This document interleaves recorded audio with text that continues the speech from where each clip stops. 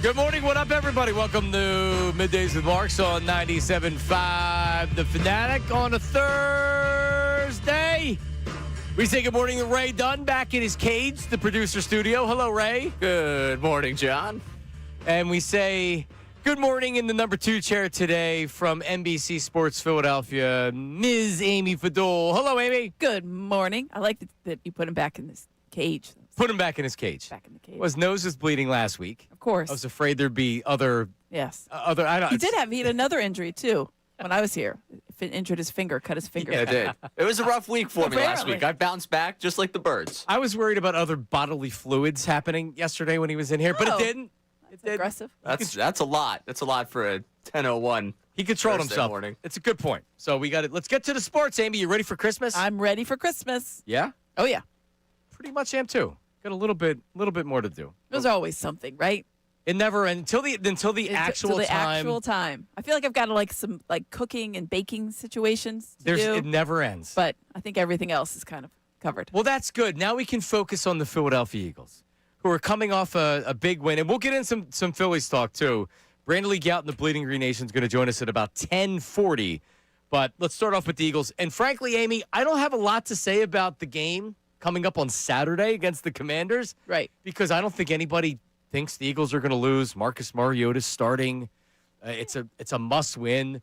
There's things to talk about with the game, but coming out and trying to talk about the game, at least to lead the show, to me doesn't make a whole lot of sense. So we'll talk about it. And I just want to make this clear. They have the season, they have the playoffs and everything else, but I can't help but to take a little peek into the offseason with what the Eagles are going to do. So Jeremy Fowler was this yesterday in his notes column or whatever? So he came out and he more or less said that executives around the league think that the Eagles could trade A.J. Brown. Well, yeah, duh. Everybody pretty much. What I think that we talked about that pretty much every month. Breaking news sounder, right? October? We have to hit it. Right? League executives believe that Howie Roseman and the Eagles could potentially trade a guy that's been a little bit problematic in the locker room. Yeah, so everybody realizes that that's a possibility. And honestly, Amy, and this is where I am right now, and I love AJ, and I think he's a great player, it may make the most sense to trading him and moving on. And here's why I'm thinking about that now. Dallas Goedert, remember, he almost wasn't here this year. Right. It was a big question because he has failed to be healthy, and they thought, you're going to take another chance on him. It was a one-year deal. Wasn't a market out there for him. No. If a team was interested in Dallas Goedert and would have given him 3 years, $10 million a year, he would have been gone. He would have taken him. It wasn't there. He made the wise decision to come back because he's had a great year. He really has. In touchdown catches. So the Eagles also haven't drafted a tight end, so there's no ready-made replacement. Right. They drafted Goddard, so the writing was on the wall for Zach Ertz. Even as great as Zach Ertz was, he's getting up there. He's not the player he once was. Dallas Goedert's ready for a bigger role in the slide in. They haven't drafted his replacement. Right. They had guys that could function in certain aspects of what Goddard does. Oh, you can catch, or, you can block. But there wasn't the complete tight end, no. And he's the total package of blocker and catcher. He couldn't stay healthy. You're exactly right. He stayed healthy this year. Mm-hmm. He's had a really good year. I don't know how you let him leave, especially when you don't have a replacement. And the way that you're running your offense right now, he is the most important receiver. He really is. Watch the Raiders game. When you're in these goal line situations, or even in the 20 to 25 yards out, he's your number one option. You don't have to watch that much tape to realize that he was the number one option. Yeah, and a lot of times the tight end is the safety valve for the It makes sense when and I think it's a recipe for a couple different things. One, simplifying certain aspects of the offense. He does make it easier. He's in that soft spot in the zone as far as the defense. And when you're under center, which Jalen Hurts was more in that Raiders game and hasn't been previously, except for, I think, the Rams game. But other than that, I think it is that safety net for him. And it's made him realize, all right, I don't always have to just go for this hero ball. I've got a nice option right here, and the guy is not only going to catch the ball, but he's going to give me yards after the catch. Yeah, one of my favorite things, Ray, when I'm watching a game is when Dallas Goedert gets the ball, reception, and he's got some room, and he's making his way down the sideline, and there's a corner that needs to kind of step, and Goddard looks at him and is like, I gotcha. And he Lower ends- that shoulder there, guy. And then someone else comes over, but he never just runs out of bounds. He's gonna make it. What the Green Bay game where he more or less just pushed his way, he pushed the cornerback out of the way and went in for a touchdown, I think. Or He came throws some close. of the meanest stiff arms that you'll ever see. He's awesome. You can't let him leave. I'm not telling you he's going to get a 5-year contract or anything like that. You need to make sure, and they cook the I would contract. think a 3-year contract. Boom. You cook the contracts anyway. You need him here at least 2 more years, and then at that 3rd year, he's injured or he's not as effective. You cut him, and you have some dead cap money or whatever. But the Eagles just cooked the contracts. You need him for 2 more years, Yeah. at least 2 more years. And it's going to be tough to do that with the amount of money A.J. Brown is making. Mm-hmm. Everybody on this team's making money, and the Eagles pay everybody, but they can't pay everybody. Milton Williams left. Josh Sweat left. And they're having a really good season. And I know Milton Williams is injured right now and he's not playing, but Josh Sweat's having a really good season with he the is. Cardinals. And there's another name. Kai Becton. Becton, they let leave, and he has not had a good season No. with the Chargers. And then another name, and I would have never thought that I would say this, especially because the Eagles drafted a linebacker in the first round. The Kobe Dean is one of the best players on this team. It's wild to think where a couple of years ago you wondered, is he going to ever live up to that potential? Is he going to be the guy? Because it was one of the many Georgia Bulldogs that they drafted, and you thought, I don't know. He slid to the 3rd round. Yeah, and it was just I don't know. He's the also ran of the group that they were talking about, obviously headlined by Jalen Carter and Jordan Davis to the second degree. But it was just like the guy's like, oh, I don't know. I don't know. Is he going to turn out to be anything? And I think that's a little bit of a marriage between him being drafted where he was, not having the best first year, and also linebacking play in Philadelphia has not been great for the better part of 2 decades. So our expectations are just if you're just you're just a human, that's fine for us. And now it's wait a minute. They never valued it. No. It was more or less just okay, it's not what we really do on defense. This Yeah. guy's good, that guy's good. You need somebody in the middle. But you know what happens? The league evolves and teams evolve. Good teams evolve. And just because the Eagles didn't set a high price for their linebackers maybe even 5 years ago or 3 years ago, with what the league is, they have 2 linebackers that can cover, that can blitz, that can play the run, get in the backfield, tackles for losses. Exactly. Come up and play a little bit on the line or just off of the line. They're all over the place. I can't. So this team right now, I see the Eagles this year and going forward. How do they win? What is their identity? Great defense, Jalen Hurts. You run the football, and you get the last score of the game and you win. You don't turn the ball over. Good offensive line. You don't turn the ball over. It is a throwback team, and that's why Nakobe Dean's more important to this team than he would have been in any previous incarnation of the team. Yeah, that's why the linebacking play. Well, when you go back to last year, and I think when you look at the way the defense evolved last year, the linebacking core obviously really raised the level. Yeah. Zach Bond, you can call him whatever position you want to call him, but he had never played the position he was asked. And he makes a Pro Bowl, is an All-Pro, was in the conversation for a Defensive Player of the Year. It was a tremendous season. And you thought, they lost a lot of people on defense. There's no way they're going to get back. They got back to that level quicker than they did last year when they were developing it. And it's remarkable to me, given the fact that they had a lot of question marks, and Nakobe Dean being one of them, I thought. Even a Nolan Smith being a question mark when he came back from injury. And Jordan Davis has been the MVP on the defense. That was a big question mark. Remember when they picked up his option? It was I don't know. It's kind of a flyer on a guy that's been pretty good at times, but not consistent, hasn't played the majority of the snaps. All of those things came to be 10 weeks into the season. Yeah, which is remarkable. Yeah, no, there was. I know a lot of people were saying you don't pick up Jordan Davis's option, which the Eagles were going to do because that's free money almost. First round draft pick, the potential that we're now seeing this year. Yeah, no, but it's a great point. Really, last year, the Super Bowl year, I don't know if anybody saw that defense coming. No, you thought, if we could finish, around top 10, yeah, 6 in the teens, right, 13, 15. That's pretty good. Middle of the road, top middle of the road. Number 1. No. Meanwhile, they dominated the Chiefs in the Super Bowl. I think we'll go back to the Commanders game in the NFC title. That was embarrassing. It was embarrassing. All right, so here's my question. All right. Ray, you can put this up for everybody watching on YouTube because we have the YouTube chat and we have the YouTube poll that you put up there. Would you rather have A.J. Brown or would you rather have Dallas Goedert and Nakobe Dean? And with A.J. Brown, you get a draft pick as well. A.J. Brown's making around $30 million a year, and you're not really throwing the ball a whole heck of a lot. Like, do you really need two $30 million a year wide receivers, especially when he's obviously unhappy? A.J. Brown's a great talent. They have Devontae Smith. They have Dallas Goedert.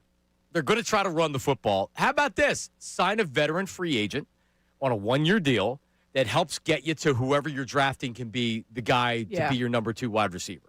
I mean, when you think about it, it makes more sense to have, the succession plan we've always talked about, and I think that's one of the things when you talk about A.J. Brown's going to make X amount of money, and Devontae, he got in on those guys' contracts before they really, the wide receiver contracts blew up, which is, so you're still getting them at a good deal, but you can get an even better deal, and then you're preparing for the future. And a team like the Patriots that is good, but they clearly need a number 1 wide receiver. I mean, think about when the Eagles traded a first and it was a first and a third for A.J., was that not a great deal? It's a great deal.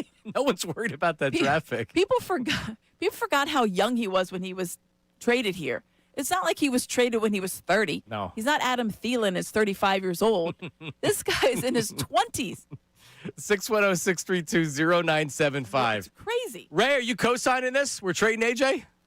I'm not co-signing. It's going to happen. I'd rather have AJ. Would you? No, I'm saying would you? I would rather have AJ. Even for next year? Yeah. And the following year? You'd rather have AJ than the Kobe, Dallas Goedert, and a draft pick. Yep. Maybe a first-round draft pick. Potentially, yeah. Maybe a second.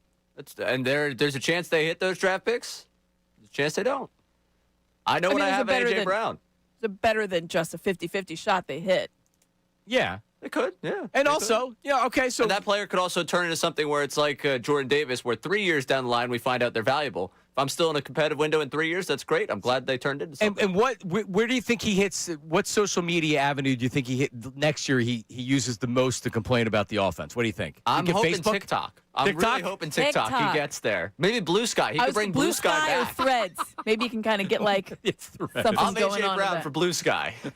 He'll go old school, bring back MySpace. All right. That's the question. We'll start with that on the text line, 610-632-0975. The phone lines. Yes, 610-632-0975. Good morning, everybody. This is Middays with Marks, 97.5 The Fanatic. Unfiltered.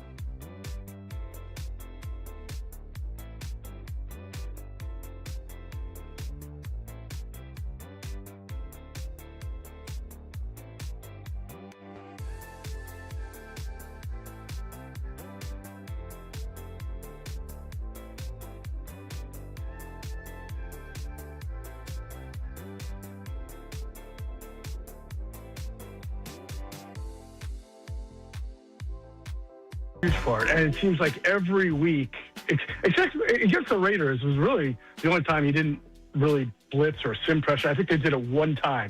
But he is just blowing up running backs who are pretty good at pass pro and annihilating quarterbacks.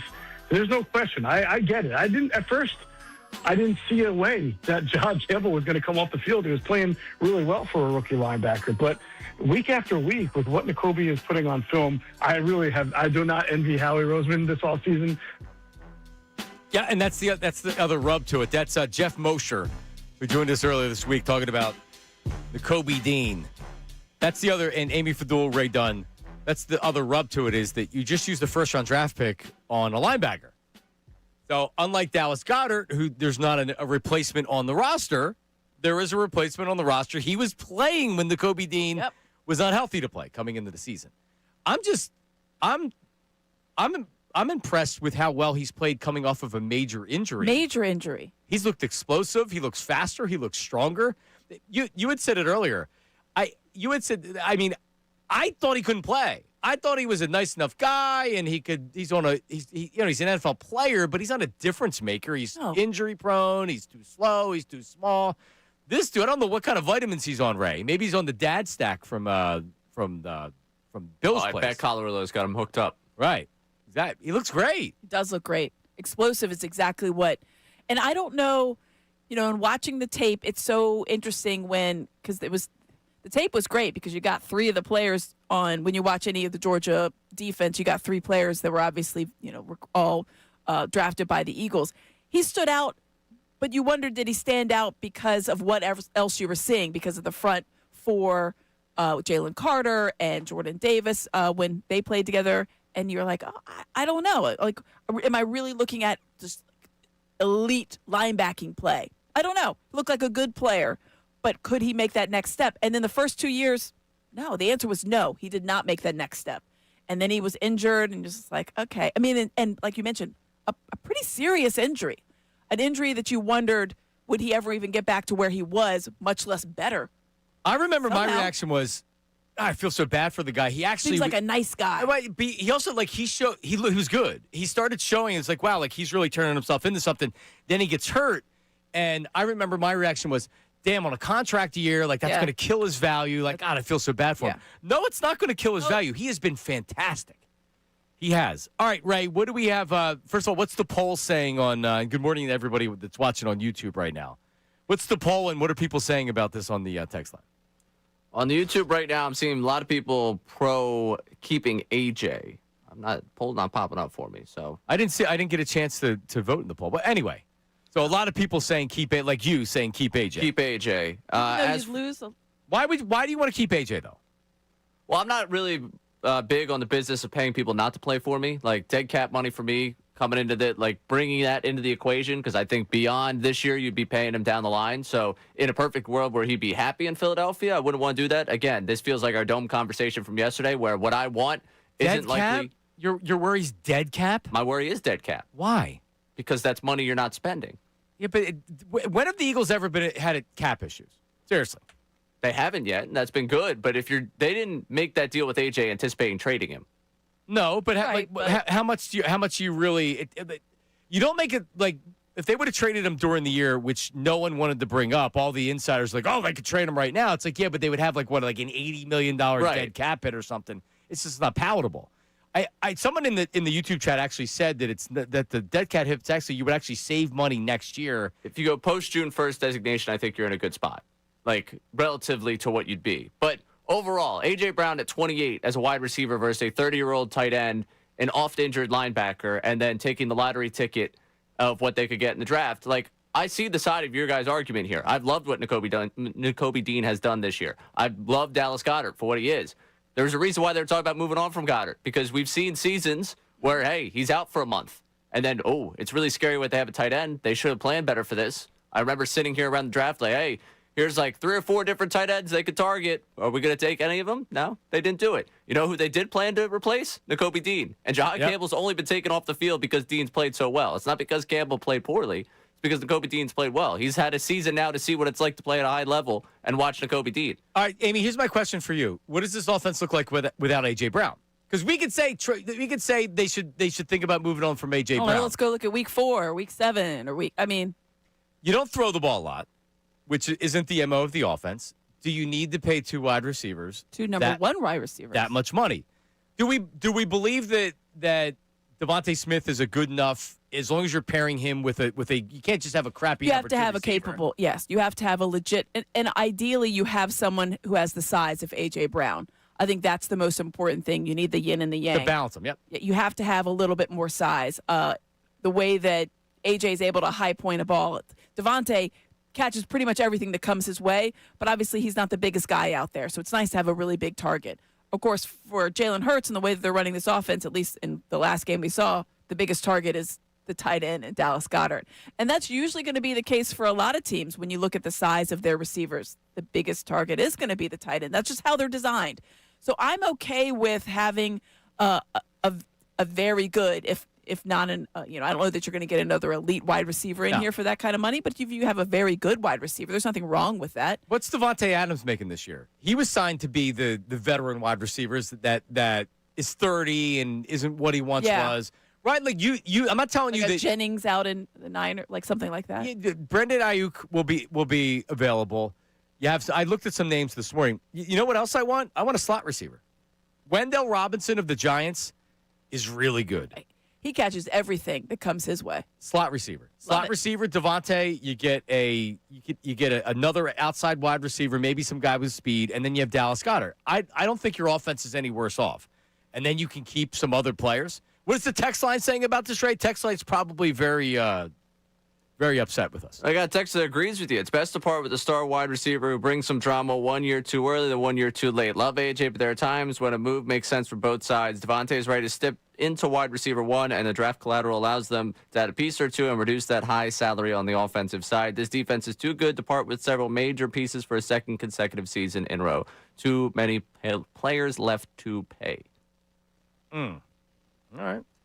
610-632-0975. 610-632-0975. Just to repeat, because there's one wiseacre in the YouTube chat that's saying that, like, oh yeah, go trade the star wide receiver with 3 games left to go in the season. Not right now. We're just talking. We're just having a conversation, Aim. That's what we do. All right, pull up a bar stool tomorrow. Pull up a bar stool. Not what this is. Ray's already drunk. Pull up a bar stool. True. I didn't go to bed. So I just stayed straight up. Yep. You did look a little tired when I saw you this morning. I actually slept, which is the weird thing. You did? Yeah, I was asleep by 11. Look at you. The reason you got the show sheet today is because I fell asleep at 11. Oh. Yeah. All right. I was still working. All right. We've talked about, Amy didn't get home till 1 o'clock. She got kids and everything. She got here. She's ready to go. Good job. I'm ready to go. You're always ready to go, I'm just right? saying. I'm just saying. It's when I sleep that I'm actually more tired. All right. We talked about how the Eagles should be a run-first and defensive-oriented team, but does Jalen Hurts, what does he believe the identity of this team is? We have that for you coming up next.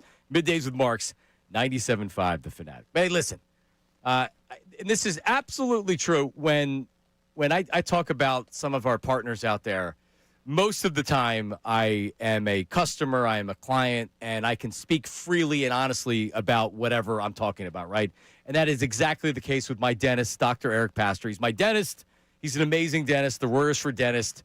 If you're looking for a dentist, he's up in Royersford by me. He's amazing. But he's also an expert, the region's foremost expert, I believe, in sleep apnea. And so I am a loud snorer.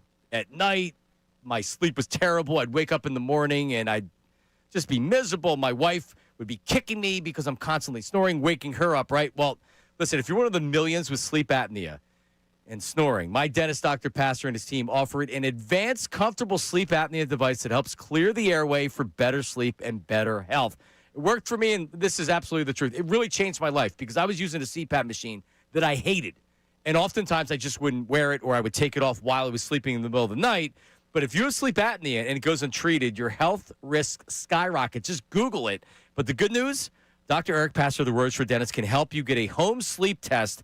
And even if you've never been diagnosed before, they'll connect you to the doctors and help arrange for the study so you're covered. And yes, check this out. The sleep apnea device is covered by most insurance plans, including Medicare. This isn't a dental issue. This is a medical issue. So if you tried CPAPs or you're a snorer, Trust me. Contact Dr. Pastor, the Rochefort dentist. The website is drpastor.com, drpaster.com, or you can call and speak to his sleep team right now at 610-67-SLEEP, 610-67-SLEEP, or drpastor.com. Now on 97.5 The Fanatic Sports Update. Getting set for Saturday. I'm Ray Dunn with this Fanatic Sports Update. Eagles Commanders Saturday at 5 o'clock. A chance to win the division for the Birds. Saquon Barkley was listed as DMP on Tuesday. He was a full participant in practice yesterday, but they were without Jalen Carter, Landon Dickerson, and both Lane and Fred Johnson yesterday, according to the injury report. Team is looking to build off a 31-0 win over the Raiders. The offense looked good for the first time in weeks. Offensive coordinator Kevin Patullo meeting with the media yesterday, talking about what's working. We got to keep pushing through and building on what we've done throughout these previous weeks. So if you can continue to grow throughout the end of the year, who knows what can happen. So that's where we're at right now, and we just got to keep pushing the envelope to see what we continue to improve on and see where this thing goes. Brandon Lee Gowton of Bleeding Green Nation will join us coming up next, or coming at 10:40, to talk about everything going on with the Birds. Phillies signed right-handed reliever Brad Keller to a 2-year, $22 million contract yesterday. In 68 games last year, he had 2.07 ERA with the Cubs. Jeff Passanel's reported that Matt Strahm is the most likely left-hander to be traded on the market right now. Flyers in Buffalo to face the Sabres coming up later tonight. You can listen at 7 o'clock right here on The Fanatic. This update is brought to you by Super Shirt. You own a small business, you need to hear this. The seismic shift is coming. It's time to get Super Shirt. Not kind of shirt, not pretty shirt, but Super Shirt. Coming soon. I'm Ray Dunn, your home for the Sixers, Flyers, the best Birds talk in town. 97.5 The Fanatic and 97.5thefanatic.com.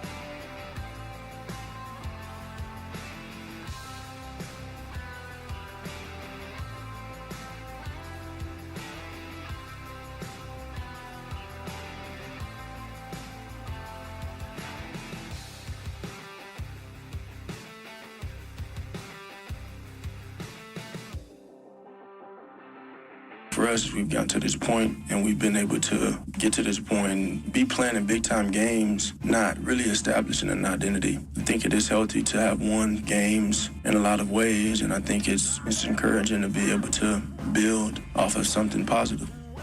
Jalen Hurts, and I agree, Jalen. I do. Yeah, it can kickstart you. Games like the Raiders can kickstart you. You have to realize it's not going to be that easy against good teams. Right.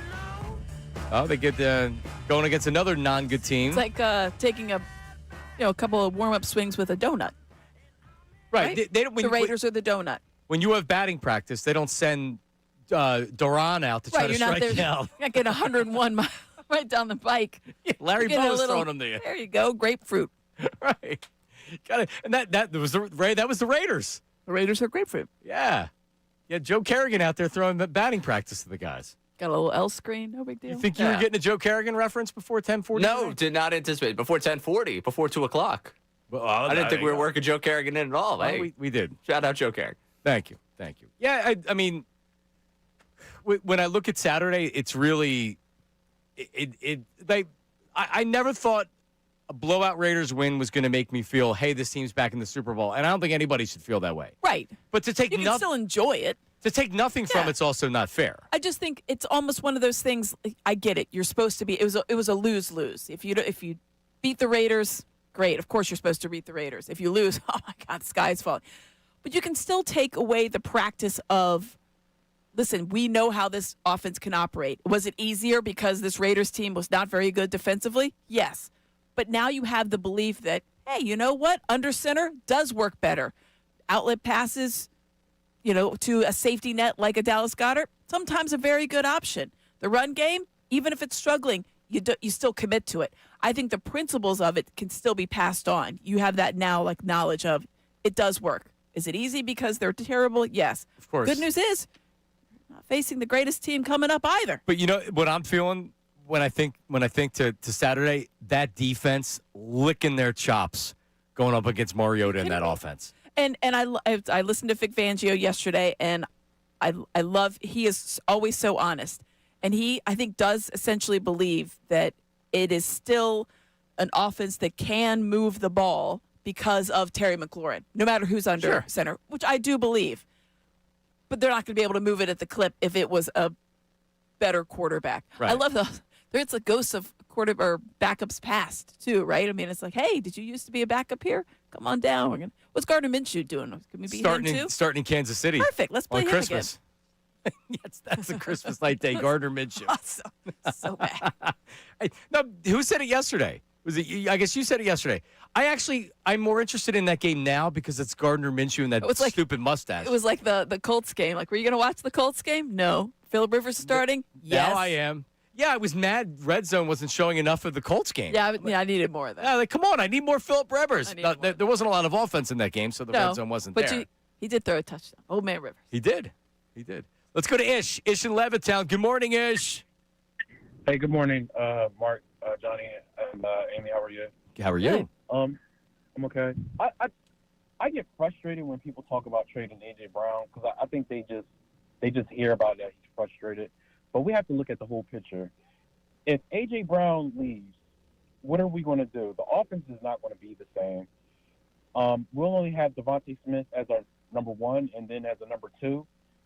Who else will we have? I know you said to sign a wide receiver for 1-year contract, but there's really nobody out there. And let's say Howie has not had a good track record of drafting wide receivers in the first round.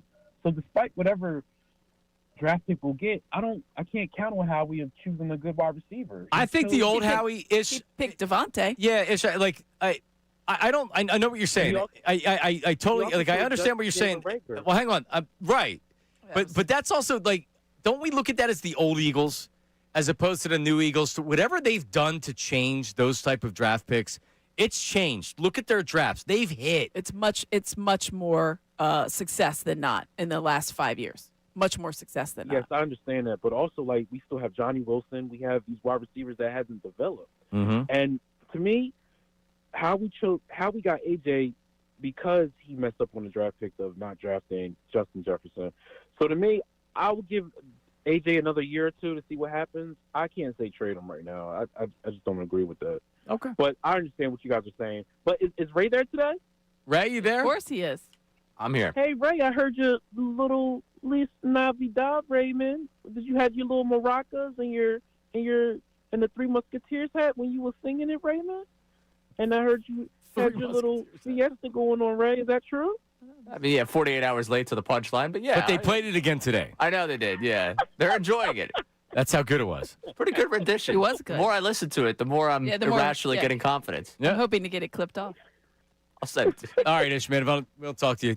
Merry Christmas. It's always a good bit. When do we start doing the Merry Christmases? Is that next week? I've started to throw a little happy holidays around at people. Hey, if I don't see you. Yeah, that's the thing. Hey, have a happy holiday. I'm kind of like anywhere from like the 15th on. Because I might not be able to see you. It feels like now you Right. can definitely start A week saying and a it. half Yeah. out. Sylvana's taking the trip, so I'm not going to see her. So it's yes, like, sir, Merry Christmas. on the way out. Hey, happy holidays. Right. Yeah. And I'm off tomorrow, so Yeah, so Like- there you go. Merry Christmas. next week, some people don't work all week, right? So there's a lot of people, you get Tell out of me your about those listening people. patterns. Yeah, not us, but yeah. But they get out of your listen. So people that maybe are in the car or listening Right, you at wanna work or say. whatever, yeah, they may not be working next week. And they should still tune in. I mean, they should still be listening. Still but- be people here Right. Yeah. functioning, Exactly. I'll be here Monday. chit-chatting. You'll be here? Monday. Yeah. Just Monday? And Friday. Well, book it. is Monday the Yeah. 23rd? Monday's the 22nd. 22nd. 22nd. All right. I'm here Monday, Tuesday, off on Eve and Christmas. Yeah. Then I'll be back after that. We'll be back 26th. All right. All right. There you go. What are you going to be doing? Close it out. Where are you going? Me? Yeah, On you. the 23rd. Yeah. Yeah. Spend time with my family. You going up to the folks' house Yeah. Oh, I might go up there starting like and stay? Sunday. Evening. Yeah. Oh, there you go. Yeah, spend a wow. week. My expenditures go way down. All My right. comfort of living goes way up. We're gonna have to meet up, Ray, since you'll be up my way. Yeah, sounds good to me. right. Providence Town Center it is. Coming up, Brandon Lee Gouton, Bleeding Green Nation. How does he see this team heading into Washington on Saturday? BLG coming up next. Middays with Marks 97.5 The Fanatic. Philadelphia is a sports city.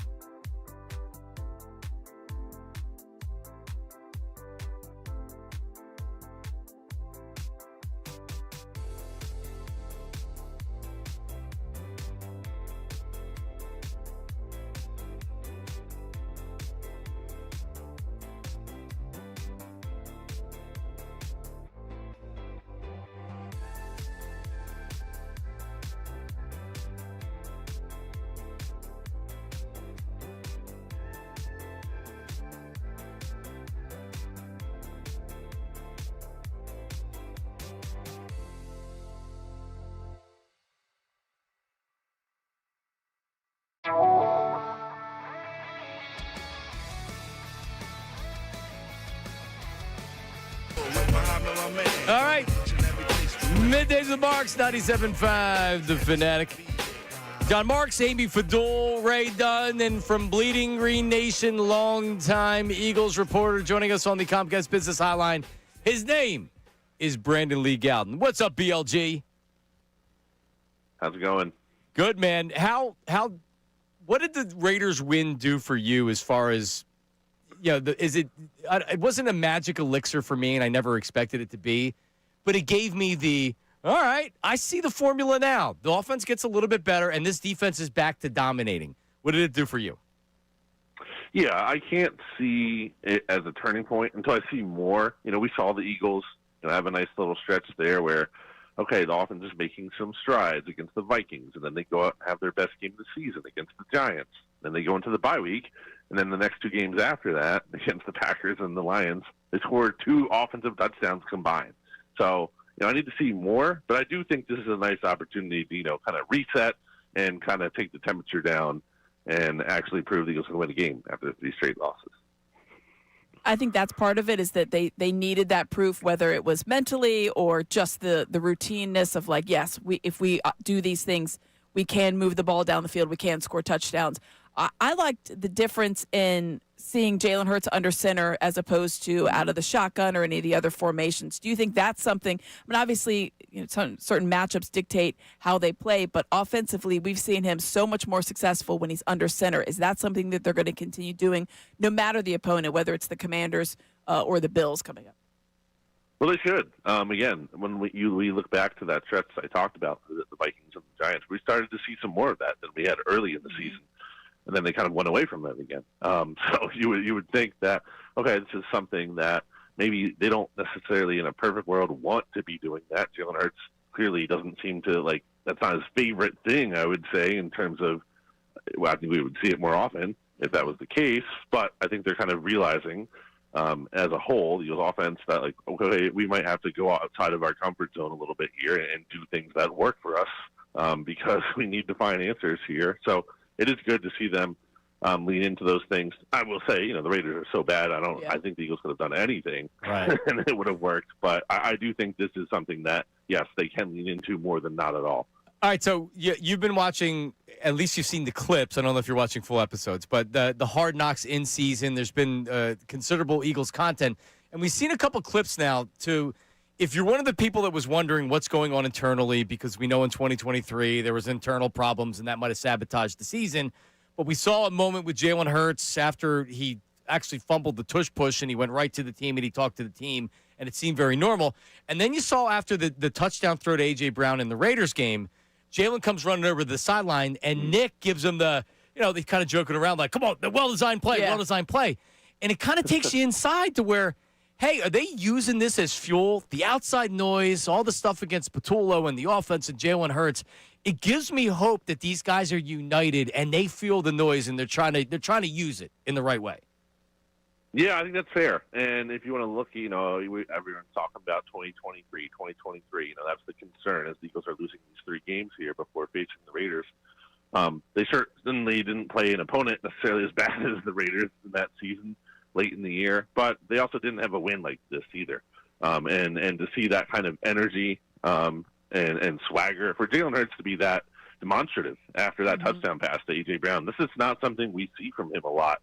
I think that's a good thing. I think that's, kind of a nice bounce back for him after having that game against the Chargers with the 5 turnovers, kind of a reaffirmation of his confidence and swagger. And that's something that this team needs to play with more, especially on offense, because they just have not had that this year. So I think that was an interesting look into both Jalen, who kind of was saying, too, like, hey, I made that throw. A really good throw. It was a great throw. And also the coaching staff, Nick, being like, yeah, and it's a good design, too. Both things could be true. John touched on this earlier, but the defense and how they've kind of come to be at this level. And it's been at this level for the last several weeks. Really, I mean, you could go back and probably arguably say until almost the whole season or a good chunk of it. But defensively, they seem to get better every week. And I will take the Raiders game out. It is great to pitch a shutout, but it is the Raiders, and they were dealing with Kenny Pickett, and it wasn't like it was a full compliment. And the man wears 2 gloves. And I think my finger span is larger than his. And it was cold. It was cold. It was all against Kenny Pickett. But when you do look at the defense as a whole and you're thinking about, all right, now we're going into the playoffs. We're getting into, yes, you have 2 more against the Commanders, but they're dealing with a short stack as well. But you do have a good team in between there. Do you think the defense is in a position that is going to be enough? Because until this week, you had not seen the offense score over 21 points for 5 straight games. It had been, a real dearth when it came to. Is the defense good enough to get them further in the playoffs than maybe the offense would be able to? Yeah, I think there's a lot of benefit of the doubt, a lot of equity earned by Vic Fangio in this defense. Have they been perfect this year? No, they haven't. And they've had some really bad games. You look at that first Giants game, you look at that Bears game, and the common theme in those games is they kind of just got bullied. They got pushed around, which is, again, not typical. Those games were both notably on short weeks as well. They played on Thursday night against the Giants. They played on Friday there against the Bears. So, maybe that doesn't happen in the playoffs. But again, that's my concern. If something were to happen, but more often than not, I think this defense shows up each week. And even if they don't have a perfect game, which they didn't in those, they can at least give you some moments in those games where they get a big stop on 4th down or a turnover. Whereas the offense, at their worst, they're not giving you anything at times. And that's just kind of really, I think, demoralizing. And puts the defense in the bind, too, where they have to be on the field for, the whole game. And I think that's a big part of what was nice about this win over the Raiders as well. The defense didn't have to play a whole lot, which is great because they needed some rest. And I think that unit is going to be really good. They've taken advantage of some really bad offensive lines here against the Chargers and the Raiders. They probably have 2 of the worst in the league. So, we'll see how much this defensive line is going to be able to do when they face some better offensive lines. But as a whole, I have a lot of trust in that unit. All right, and I'm Brennan, League Out in Bleeding Green Nation. On the website right now, Eagles injury report. So Saquon Barkley, full participation. And again, this game's on Saturday now. Lane Johnson, I don't expect him to play. I'm wondering your opinion on it. Fred Johnson also banged up a little bit. They didn't participate in practice. Jalen Carter, Landon Dickerson. So kind of give us the outlook on all those players. When can we expect Lane back? When can we expect Jalen Carter back, et cetera? Yeah, there was some talk, and the Eagles didn't put Lane Johnson on injured reserve, which is notable because they did, he would have automatically been ineligible to play in the 4 games after they did that. There was some talk he might be able to play in the Raiders game. Obviously, that didn't happen. They shouldn't. They clearly didn't need him to be able to beat that team. I wonder if they're almost so playing Lane Johnson, Jalen Carter right now with these, softer appearing games on the schedule, kind of, saying, okay, let's just kind of see if we can get through and buy as much time as possible for these guys before we really have to get them back. I think, that's kind of where it's at right now. I think Lane clearly wants to be out there and maybe intended to be out there ahead of where it looks like it's going to be. It looks like he's not going to be able to suit up this weekend. But week 17 might be the return date for him. We'll see if he's back at practice next week. BLG, Brantley Gouton, Amy, every Phillies game I go to, it's like a 75% chance I'm seeing BLG. Yes. I love that. He's as big a Philly fan as anybody I know. Thumbs up or thumbs down so far on the offseason? I definitely need to see more. Thumbs down so far. All right. Need to see more. We're gonna talk about it coming up. I appreciate it. Good to talk to you, BLG. Thanks. Thanks, guys. Take it easy. There he is. Yep. All right. It's a good segue because coming up, Jeff Passan of ESPN just dropped a story. He believes a Phillies player is likely to be moved this offseason. So do I. Who is the player? He's a right fielder. No, not that. No, not that player. Not Nick Castellanos. I believe he's going to be moved. This player is actually good. Actually, really good. Really good. Really good? I would consider this a good trade piece. Passan says likely to be moved. Who is it? You had to have that qualifier. And what do we think is going on with the Phillies right now? We'll talk about it coming up next. John Marks, Amy Fadul, Middays with Marks, 97.5 The Fanatic. Now on 97.5 The Fanatic Sports Update. Getting ready for the Commanders. I'm Ray Dunn with this Fanatic Sports Update. It's brought to you by Groundworks, your trained and certified experts for basement waterproofing and foundation repair since 1997. Book your free inspection at groundworks.com. Eagles Commanders this Saturday at 5 o'clock down at Landover, Maryland. Chance for the Birds to win the division. Saquon Barkley earlier in the week listed as a did not participant in a walkthrough on Tuesday. Was a full participant in practice yesterday. Jalen Carter, Landon Dickerson, Lane Johnson, and Fred Johnson all did not practice yesterday. This offense trying to keep the good times going after the win over the Raiders. Kevin Tulo meeting with the media yesterday talking about getting things going. We got to keep pushing through and building on what we've done throughout these previous weeks. So if you can continue to grow throughout the end of the year, who knows what can happen. So that's where we're at right now, and we just got to keep pushing the envelope to see what we continue to improve on and see where this thing goes. You just heard Brandon Lee Gouton join John and Amy. You catch that conversation one more time on our website or the Fanatic app. Phillies signed right-hander Brad Keller. The reliever pitched in 68 games at a 2.07 ERA last season with the Cubs. Gets a 2-year, $22 million deal. Flyers Buffalo tonight face Sabres. You can listen to that right here on the Fanatic. This update brought to you by Super Sure. Do you own a small business? You need to hear this. Seismic shift is coming. It's time to get Super Sure. Not kind of sure, not pretty sure, but Super Sure. Coming soon. I'm Ray Down, your home for the best Flyers, Sixers, Flyers, and Birds talking town. 97.5 The Fanatic, 97.5thefanatic.com.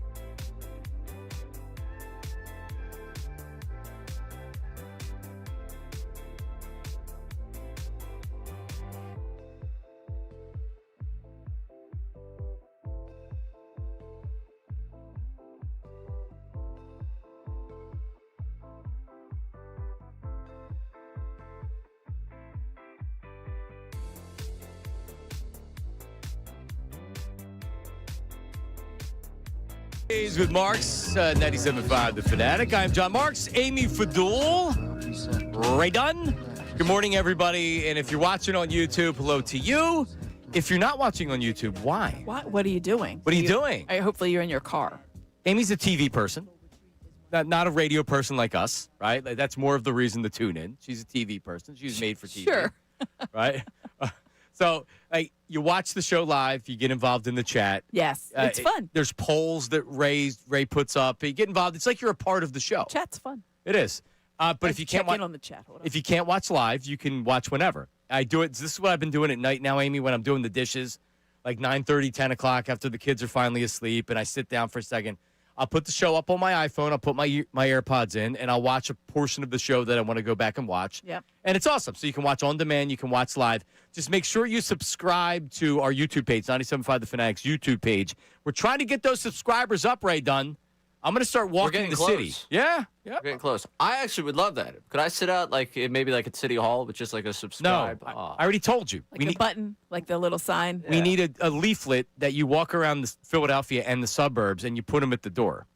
Like It's got a QR like code pizza on it. menus, yes. Yep, exactly. QR code. All right. I was thinking more of I said City Hall. We've got like the running video going next to me, and I could hand out stuff too. We could do that on the air. Then you would have there would only be one like because your computer would be running it.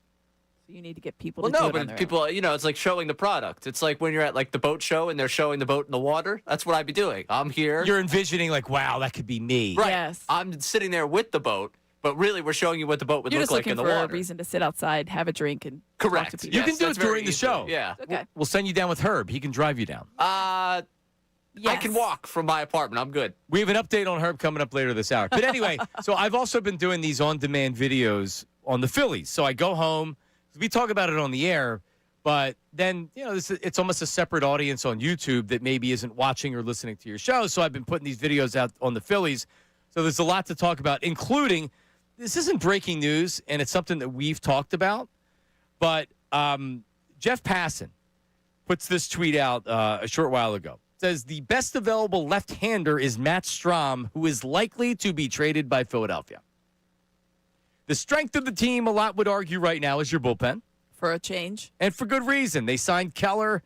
He's under contract for 2 years. He could be your eighth-inning strikeout right-handed reliever. You have a nice closer, obviously, in Duran. Alvarado, lefty, 101. Yes. Banks has done a good job. They have three lefties, and this has been talked about earlier in the offseason. It's like a luxury to have the three left-handed pitchers. Now, Strahm's really good. He's better than Banks. Banks doesn't make any money. Strahm's making $7.5 million. Phillies are tight. A little trade piece. And the Phillies are tight with how much money they have. So I thought about this after they signed Keller. I was like, well, geez, that's a lot of money. For another left-handed guy. I mean, so Strahm looks like he could be traded. Because if I'm a team that needs a reliever and I missed out on a couple guys because the price tag was too much or they chose another team, he's 1 year left on his contract. He's a free agent after that. It's $7.5 million. He's pitched in the postseason. And he's really good. Mm-hmm. I would easily trade a good prospect, not a great prospect, maybe a platoon outfielder. Yeah, if you have an extra, no more platoon outfielders. I know you just said that out loud, but I kind of feel like there's a little bile that came up in my mouth. I'm sorry, a little PTSD on that one. Like a little furball I wanted to cough up. But yes, maybe a position player that you could platoon. Hey. Maybe that might be something. Maybe a right-handed bat. Something. Just another one. You could get something for him. You could get something for him. Yeah, for sure. Something of value. Rays, are you okay with this? Matt Strahm being traded? I don't love it. No. I don't love it either.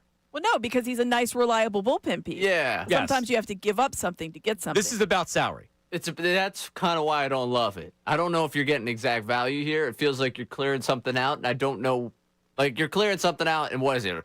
Ref Snyder we're going to see as the right-handed bat alongside of Marsh out in left field. Rob Ref Snyder is going to be added. And he's going to be $3 million or something like that. So that's, what, half of the Strahm salary? A little less than half, sure. You're saving a little bit of money there. I get it. But as excited as I was for Keller yesterday, it's all right. One step forward, one step back here. Yeah. Hopefully Banks is what he was all of last season, and then you're like, all right, you've got Strahm, and potentially... Still a good bullpen. And potentially you're selling high on Strahm here. Because you have kind of run him into the ground over the last couple of years. And that's the thing. This is the time if you were ever going to try to move on from him before something happens. Right.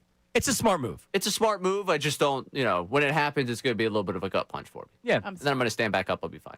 Smart move. I think he can. Whoever gets him's getting a good reliever. He'll have a good. Yeah. He'll be good over there. But I'm sure he'll have a month where we're sitting here in the summer. Should they have moved on from Matt Strahm? it happened with Hoffman. Yeah. Hoffman sucked. We were laughing. Then he got good. Yeah. Then we were like, we could really use him right now. And then you watch the World Series. And Right. you thought, Aw, there we go. And that was the Hoffman we had. Sir Anthony, I feel like we had that too. Yeah. For Down there in sure. Orioles. Oh, for yeah. sure. Oh, look at this. So never got rid of him. Oh, there's Sir Anthony. Fangio said it at his presser. Yes. He was upset they got rid of Sir Anthony. You know what? There is no one that is more locked in to the Phillies' current season, the off season, the hot stove than Vic Fangio. It's amazing. He's awesome. So, It's my favorite thing. little bit of sports talk radio brain that's about to take over here. The defense the last 2 seasons in September versus the rest of the year. I haven't done the full number study You here. want to do that? His attention is divided. Vic Fangio, after the Phillies season ends, his defenses are lights out. He's more focused. I'm just saying. No. Hot stove though. So potentially is this week a bad defensive week yeah, because because he's like, focused there's on a lot Strahm. going on, right? Nobody asked him about his Garcia take. He met with the media after Garcia signs. I no feel one's like like, you what do need- you I feel feel about like the you need outfield? I feel like you need that. Next week, I feel like we have to get his reaction to all the moves. all of his answers are 10 seconds Yeah. or less. The only ones he gives you more for are the Phillies. And you don't even have to ask him half the time. He didn't sit just- down and talk about He it. wants to share about it. What was the no? That's we have the drop, don't we? What? Where they asked him about what was it that they did and he didn't know about something that happened. Oh, it's the Nola thing. Oh, the Nola, Oh. yes. He had the, I could go find the audio right now. Yeah. No, and they said, you know who's starting? He's like, no, and they said Aaron Nola. And he goes, oh. Exactly. He came out and he was like, this series isn't over. They're good. Yeah, you know who's starting? A guy that you haven't heard from in a while. Aaron Nola. Oh. That's great. But and we don't have enough time left in the segment because I do want to talk about the starting pitching. But so far, like if you look at this, even without Strahm, this is still a very good bullpen. Yes. It is. It can be one of the strengths of your team. Solidifying the back end was the most important part, and they did that. But you mentioned Jose Alvarado is going to be the forgotten man. If he is anything where he was before he went on his caffeine, Coca-Cola, Yeah, coffee, he went to GNC. whatever it was, a very reliable guy in that 6th and 7th inning. The problem is obviously the starting pitching getting to that point. That's the recipe for the entire season. Yep. Got to get through 6. Yeah, and I just don't. Zach Wheeler, I don't think the Phillies know exactly what to expect because we're the still. hope is that he comes back exactly how he was, pitching at a And very when. high level. But yeah, you don't know. That's a big question mark. And when 610-632-0975, 610-632-0975, because the way the Phillies are designing this team is if they're saying like, okay, let's make it to the trade deadline, then we'll figure out what we need and we'll add to it. But their defense has gotten better, and their bullpen is really good. Are they trying to win with the pitching and the defense and the bullpen as opposed to going out? They know that they can't add these big bats. I think you need to get some consistent bats. An interesting player that's still available out there, of course, it would create a little bit of a logjam in your outfield, is Harrison Bader. The market is not where he thought it was. That would be an interesting one to try to bring back. But defensively, Garcia is a very good defensive outfielder. Justin Crawford penciled in as your starting center fielder. And then you have the platoon out there in left field of, I guess, Otto Kemp. Marsh or Kemp. Brandon Marsh. Well, I'm glad you went Kemp first because that's what it should be, Kemp Marsh. But Marsh Kemp rolls more. Marsh Kemp. It rolls better. Yeah, Kemp off Marsh. your tongue. Yeah. Right. There you go. Yeah, Fangio. Let me hear Fangio. Nola? What do you mean, no? Nola's pitching game 3. Oh, is he? He'll probably quick hook and put Ranger in there. I thought so too, Vic. And he was great.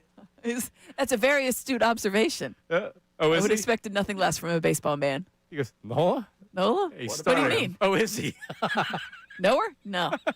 Yeah, Vic, we all had the same reaction. And it worked out. One of the few buttons that Rob It was. Thompson It was pushed. actually like great. Yep. The worst game of this season for the Eagles defense. The Giants game Thursday Night Football. Was that during that run? And you know what that was? The night the Phillies got eliminated. Oh, see, it man. took his Him up mind. in the booth, he's got the Phillies game going. not paying going on. attention. Yeah, he's lost. No, and then you start coaching mad because you lost. So it's a blitz on every play. Exactly. Zero blitz. What are they doing? Why aren't the bats hitting?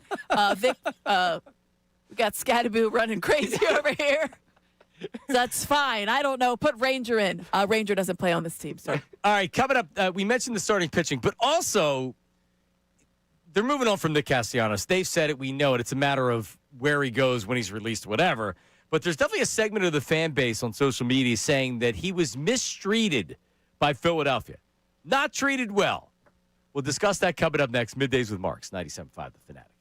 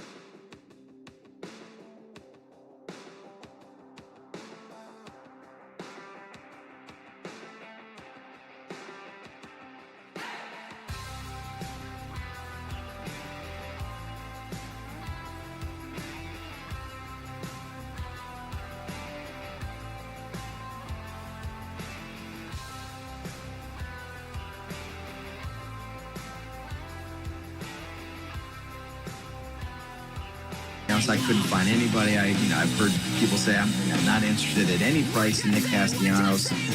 Mentioned the defense is a big reason why.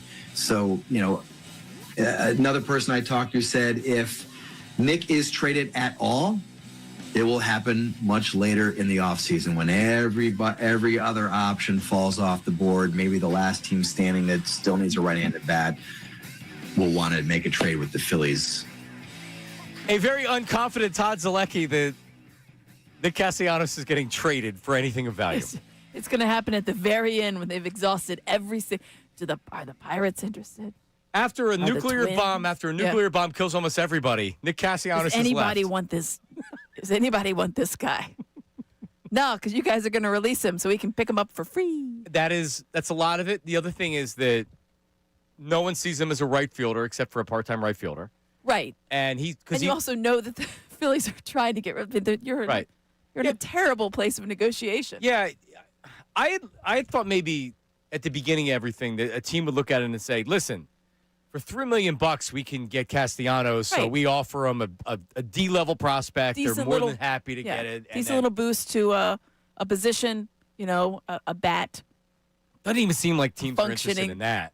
Functioning bat. Someone will take him, but you're right. They're going to most likely wait, unless there's a couple of teams that are like, no, we're willing to trade you this. Because when Passan puts out on social media that the most likely to be traded is Matt Strahm, I believe that is in part the Phillies are putting that out there. So it's stirring the pot a little bit more. This guy is available. What can you give us? They would have traded him if they would have gotten an offer that they liked by now. I'm sure. But teams that are trying not to give up anything to get a reliever, after they strike out on getting a reliever in free agency, now they still have to make a move because they're trying to improve their bullpen. Right. So you put this out there, it restirs the pot. Now you get people talking or whatever. Castellanos, I don't think that's going to be the case. That's not a needle mover. You're not moving the needle with Nick Castellanos. There's no franchise out there that's like, hey, you know what? And that's not to say he's a bad player. He's a reliable player. He has been consistently slightly above average. Right. Now, so nothing wrong with that. Which leads us to this. That contract says otherwise. There has been a march. Right. He's making $20 million. Nobody's going to pay him that. You're just like, at this point, it's better for everybody to move on. He's not coming back. He's going to be gone. All right. No. Which leads us to this. And Ray, I've seen the same thing because I very much am in the Phillies algorithm everywhere right now. So I see a ton of Phillies content that comes up on my timeline. And I've seen more than a couple of, Nick Castellanos is not as bad as everybody's making him out to be. He wasn't a disaster. And he's kind of getting, disrespected on his way out the door. Right? Like, don't let the door hit you in the ass on the way out. See ya. Boom. And that's what's happening. It is. I mean, I don't necessarily feel bad. Like, I'm not standing up for the cause like some people on social media and saying that, but they're not wrong that he was a better player than we're maybe remembering him. Reality is that the contract that he signed, he didn't live up to the contract, but he wasn't horrible. He had some good years. He wasn't horrible. It's good. He bounced back when he would struggle. There was the time where, everyone was calling for Rob Thompson to bench him because he was really struggling a couple years ago. He worked his way through that. He plays an okay right field. I know there's no errors. Well, you also don't get to the ball a lot, but whatever. Right. That's fine. You can spin it however you want. There's nothing inherently wrong with him, but it just wasn't so much right that you could justify a $20 million contract a year. No. That's just, he is not the player. I think he's a guy that could be on a team that needs a little bit of help, a right-handed help. That's what you need. Just a little bit of help, a guy to come in and play every now and again. 70 to 85 games. What happened? Because nothing's ever been said, but whatever he said to Rob Thompson that got him benched for a game, I mean, it must have been pretty effed up. I mean, these guys, we've all been in locker rooms and clubhouses. There's a lot of stuff that's said, but a disrespectful thing is where it doesn't go. Right. That's where you just can't have, and I'm guessing, and I do not know, I will say this right now, I do not know definitively what happened at all. But my guess of having been around the players and certainly managers that are really well liked and known as players managers like Rob Thompson is, a disrespectful comment and something that is not just derogatory but is straight up disrespectful, I think would garner something like that. Yeah, because Rob is a really, really nice guy and always respects his players. And because Nick definitely has, I don't want to say a screw loose, but a wire can be short. There was that whole, I've talked to Nick about this, and Nick say, I've never talked to him. Okay. He might have tried to talk to you, Nick. You're telling me that Rob Thompson never told you? Well, Gabe Kapler never told. Well, that's. Was it Cesar Hernandez? Do not conflate those two right there. He also never told, you're in the bullpen. Oh, now you're not. Oh, you're coming. No, you're not. Stuff like that. I'm just like, no. And that gives us an opportunity to play some Gabe. Oh, good old Gabe. Love it. Thank you. But anyway, yeah, I agree with you. Speaking of complete aside, Cap was obviously very good for nonsense nicknames. The names that he would call people, I thought, how in the world did you get to that for his nickname? So we were thinking, what would Adolis, however you say his name, Adoli. What would his? Yeah, what was his? What would I went with Lease because I thought he'd have to go with something completely off the board. So with that said. And I want you to say this. You said to me during a break. Remember when the news broke that they signed Garcia? We announced it, and then I was looking at his stats and stuff, and I looked at his phonetic spelling of his name. The Phillies tweeted out the phonetic spelling. How do you pronounce his first name? Adolis. Adolis. I said that on the air. Ricky Bo suplexed me when he came in the studio. He said, What are you talking about? Like, you totally screwed that up. It sounded like you said auto lease. But I said that after I announced it. When I went back and I said it was you announced it right the first time. It was coming back the next segment. You said something that sounded like you were going to a dealership to get a car. Not AutoZone, Auto Lease. Auto Lease. That's where Auto Lease. That's when Ricky came in because he busted in here like, how is you saying that? Well, it is weird. Like, Ricky, but I said lease. That's the most important part because for the Rangers broadcast for years now, Adolis. Right. Adolis is what he's been called now the last 5 years. So this is where he goes to a new team and says, I want to pronounce correctly. I'm Freddie Galvis. Yeah, that was only for a couple weeks, and then he was like, "No, just call me Galvis again." I'm like, "What? I was one of the few that called you Galvis." If the man wants to be called Muhammad, we're going to call him Muhammad, okay? Right. That's whatever you want to be called. But I just love that all of a sudden I'm like, it's Adolis? Right. I said on the air, like, phonetically, this is what it's saying, and now I'm confused. I'm confused. I was confused with the phonetic spelling because it's fairly obvious what everybody else calls heavy on the DOH. Yeah. Every time I've said it, I put in a phonetic because I know I'm going to say Adolis. And I think I still have at some point. Right. It's also Moro Ojomo. I feel like we've changed his name 7 times this year. Ojomo. Yeah, exactly. Ojomo. And then it's like Ojomo. But then you get an announcer, and then they don't know how to pronounce it, and then it puts you right back to, hold on, what is it again? Yeah, I'm a big fan of going on YouTube and listening to whatever the announcers say. That's what I say. Me too. Adolis. Me too. Adolis. All right, so let's play. Let's play. Was Nick? So how would you rate Ray? How would you rate Nick Castellanos in his tenure in 4 years of Philadelphia? Disaster. A disaster. Yes. Why? Because he had one half a season where he was an All-Star in 23. Otherwise, he was bad. Okay, so in the 4 years, you can give me that music now, Ray. In the 4 years that Nick Castellanos was a Philadelphia Philly, how many home runs did Nick Castellanos have? Amy Fadul. 4 years, 51. 51 home runs. Ray? Not a fair game. I have it right in front of me right now. So you already looked. Yeah. I just wanted to go through notable Phillies that had better OPSs than him as a Philly. He had 82 home runs in 4 years. That's more than I thought. Right, so he's averaging 20 home runs a year. Again, you weren't signing Juan Soto. He's a $20 million a year player, which is a lot. In baseball terms, that's a $20 million a year player. If he's averaging 20 home runs and he's hitting 270. Defensive stats, though. I don't disagree. But in Philadelphia, what would you say his batting average was in the four seasons in Philadelphia? 265. 260. Oh, okay. Good answer. Not a disaster. No. Not great. Very average. As I said, slightly above average. How many RBIs in 2 years does Nick Castellanos have as a Philly? Ugh. I feel like that is not a good number. 135. 326. He averaged over 80 RBIs a year. Oh, you said in his 2 career. years. You meant 4 years. I'm sorry, 4 years. Okay, sorry. I'm brain dead. Well, so you were right. So 80 RBIs a year, essentially. Okay, yeah, that's why I was giving him 75. Is that a disaster, 70. Ray? 20 home runs, 80 RBIs, and 260. That's not a disaster. Yeah, but I will give you a disaster. You ready for this? Yeah. Because I knew the defensive metrics were bad. So posted an outs above average, right, of -11, third lowest among all MLB outfielders. That was last year. Yes. I saw it. His outfield arm run saved, -2, lowest among all National League right fielders. He's one of the worst defensive outfielders in baseball. Which is why teams aren't looking at him Correct. as an everyday right fielder. Correct, Amy Fadul. Not a disaster. Paid to But not a disaster. No, Not a it is disaster. a disaster. You No. paid $20 million. You were supposed to be the cleanup guy here. We have Alex Singles batting fourth because you have Nick Castellanos that ended up being a disaster here. 5 years, $100 million. The design here was for that guy to be the guy in the middle of the order. He's batting Disaster's 740. so strong. He was a platoon player with Max Kepler At the by end of the year. season. Right at the end of the season. Because he wasn't good.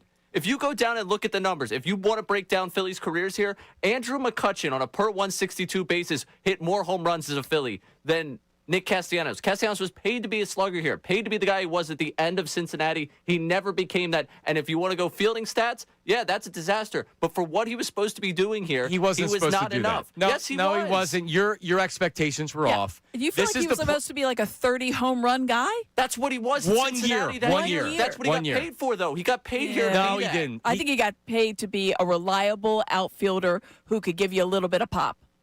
Agreed. He was not a reliable outfielder, and the pop was way too inconsistent. I mean, he wasn't an unreliable one. He's above average production as an outfielder. He's average. He has His OPS is literally OPS plus is 100. He's an average hitter, below average fielder. He got $20 million a year. Give me an above average outfielder. Right now, across Major League Baseball? Just give me an above average Phillies outfielder. Right now. Give me one right now. On the Phillies? Yeah, even better. On that. A Rosarena. Okay. Okay, he's... Okay. Yeah, and like Castellanos, when they signed him, was like... He hit 33 home runs. He was... Castellanos, if you look at his career, cherry pick 1 year where he played for Cincinnati and it was a crap team. So when you're playing a crap team in a bad division, and it's the seventh inning, they're throwing him fastballs because nobody's on base and the game's already over. He also played in a terrible Tigers team, and did not have stats near that at all. Okay, so if you were expecting a cleanup here, your expectations and the Phillies' expectations were off. Well, that Phillies' expectations were off because they got $20 million to come here. That's not to be a cleanup hitter. I feel like that's an inflated salary, but that was inflated by what the Phillies thought that they just needed an extra piece. That was Schwarber got $20 million a year. An extra and he piece. got one less year. They gave a 5-year, $100 million contract to Castellanos. If you want to say the organization paint him into a corner that made it tough for him, sure. But don't make this unfair for us. We had to watch him for 4 years. I'm not saying it was great. It was not a disaster. At the end, it was. I just think overall, it's not. Disaster to me, it would be like a guy that you couldn't even put out there at all. Adam Eaton. Oh. When Adam Eaton was here. Couldn't put him out there. They did, though. Platoon because they needed to. They were forced to. But, Ray, we're talking about the first 3 years. Agreed. They're going to have to pay him to not be here. Weren't good either. They're not going to. I totally disagree with you. His first year here was a disaster. Our whole joke and also, when the I Turner think, but what about What about postseason runs? What about some of the defensive plays he did? There were glimpses. I will give him the 2023 NLDS. I think you can't say when that. When they gave him a fastball right down the middle, he absolutely hit it out of the park. It was great. There was definitely times where he was hitting overall in the postseason. Now, last postseason notwithstanding, clearly, but he was not alone. I will give him that. All right, coming up, let's talk starting pitching, but also a little bit later, Herb from Northeast Philly in Miami. His final day here. A video was sent to me by, it's not even him, somebody else sent a video to me. It's involved Herb and some woman. I don't know. Are you going to put it on 975 Middays? I almost feel like I'm violating our audience if I put it on social media. He sent it to me. It's disturbing. So it's allowed to go up. There's some things that I don't put on or I don't share with what he's doing. When he's having somebody else send me this video, it's going up on social media. So make sure you caption it properly. That's coming up Middays with Marks, 97.5 The Fanatic. Now on 97.5 The Fanatic Sports Update. Getting set for Saturday. I'm Ray Dunn with this Fanatic Sports Update. Eagles Commanders Saturday at 5 o'clock down in Landover, Maryland. Chance to win the division for the Birds. Saquon Barkley, a full participant in practice yesterday after being listed as DNP on Tuesday. No Jalen Carter, Landon Dickerson, Lane Johnson, or Fred Johnson at practice yesterday. Offense got going in the win over the Raiders. Kevin Patullo got a chance to meet with the media yesterday, talking about things that they're trying to get rolling over the next couple weeks. We got to keep pushing through and building on what we've done throughout these previous weeks. So if you can continue to grow throughout the end of the year, who knows what can happen. So that's where we're at right now, and we just got to keep pushing the envelope to see what we continue to improve on and see where this thing goes. Brandon Gowton joined us earlier on in the show to talk about the Birds. Catch that conversation one more time on our website or the Fanatic app. Phillies signed right-handed reliever Brad Keller yesterday to a 2-year, $22 million contract. 68 games for him last year with the Cubs with a 2.07 ERA. Flyers Buffalo tonight face Sabres. You can listen right here on the Fanatic at 7 o'clock. This update's brought to you by Super Sure. Do you own a small business? You need to hear this seismic shift is coming. It's time to get Super Sure. Not kind of sure, not pretty sure, but Super Sure coming soon. I'm Ray Dunn, your home for the Sixers Flyers, the best Birds talk in town. 97.5 The Fanatic and 97.5thefanatic.com.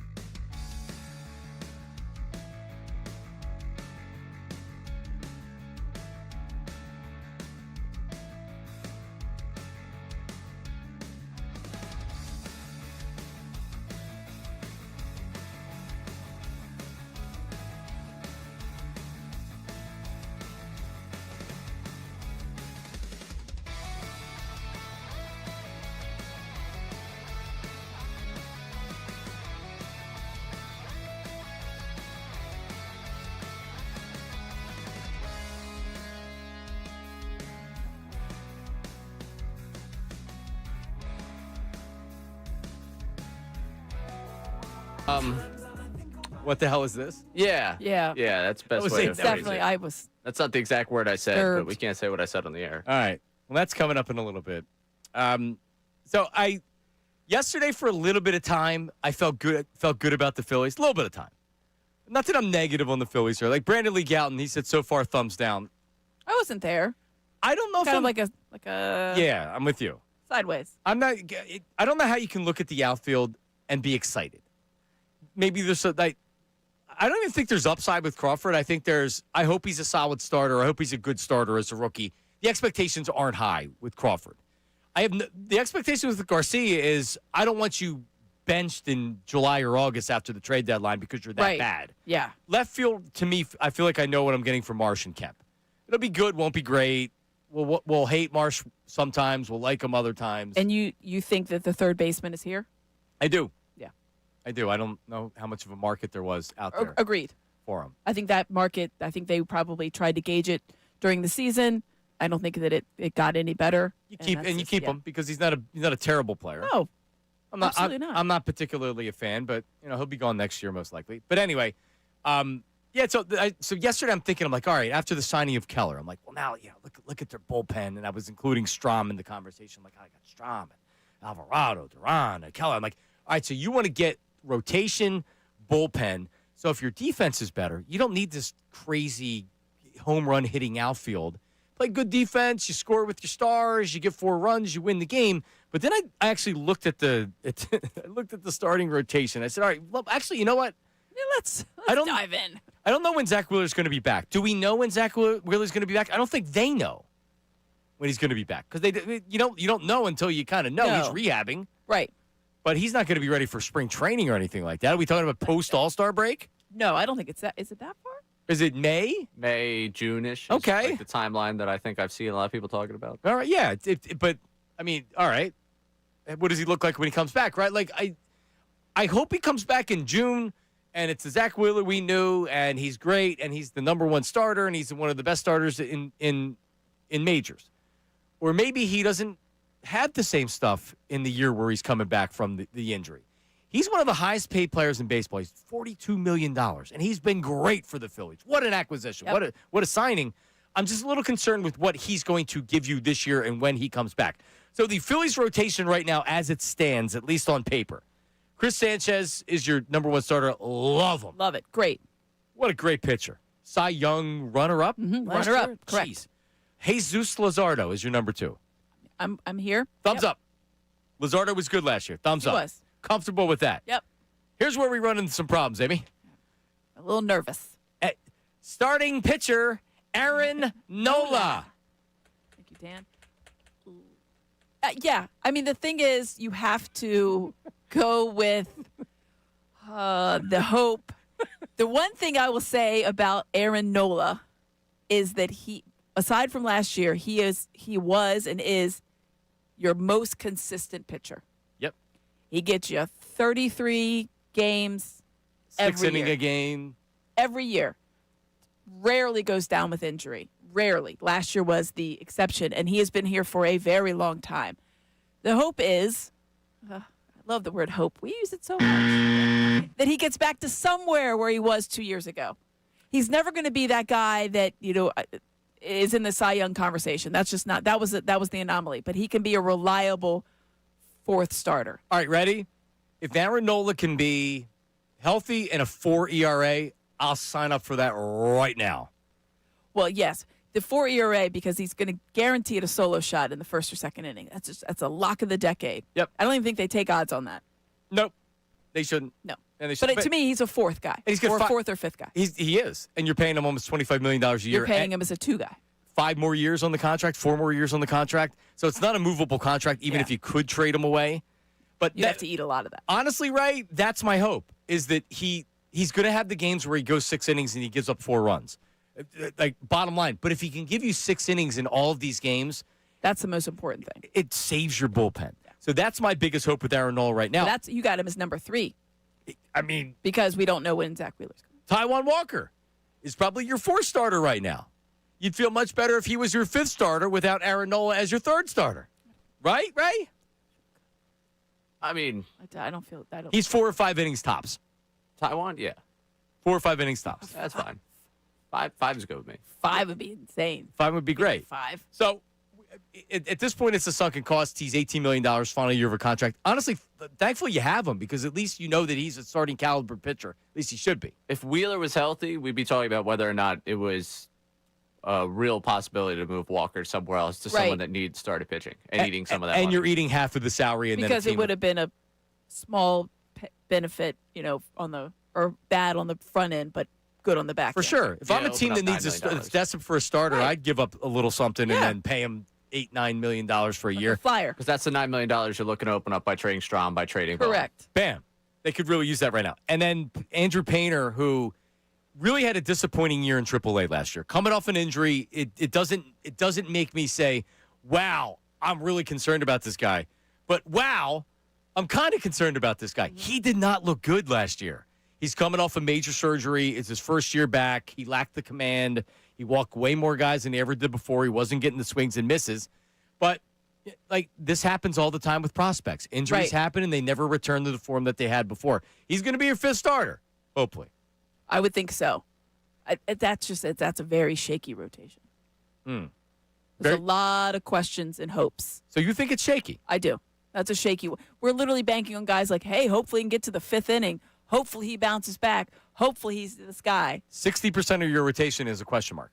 Yeah, 100%. Yes. Right, that's not good.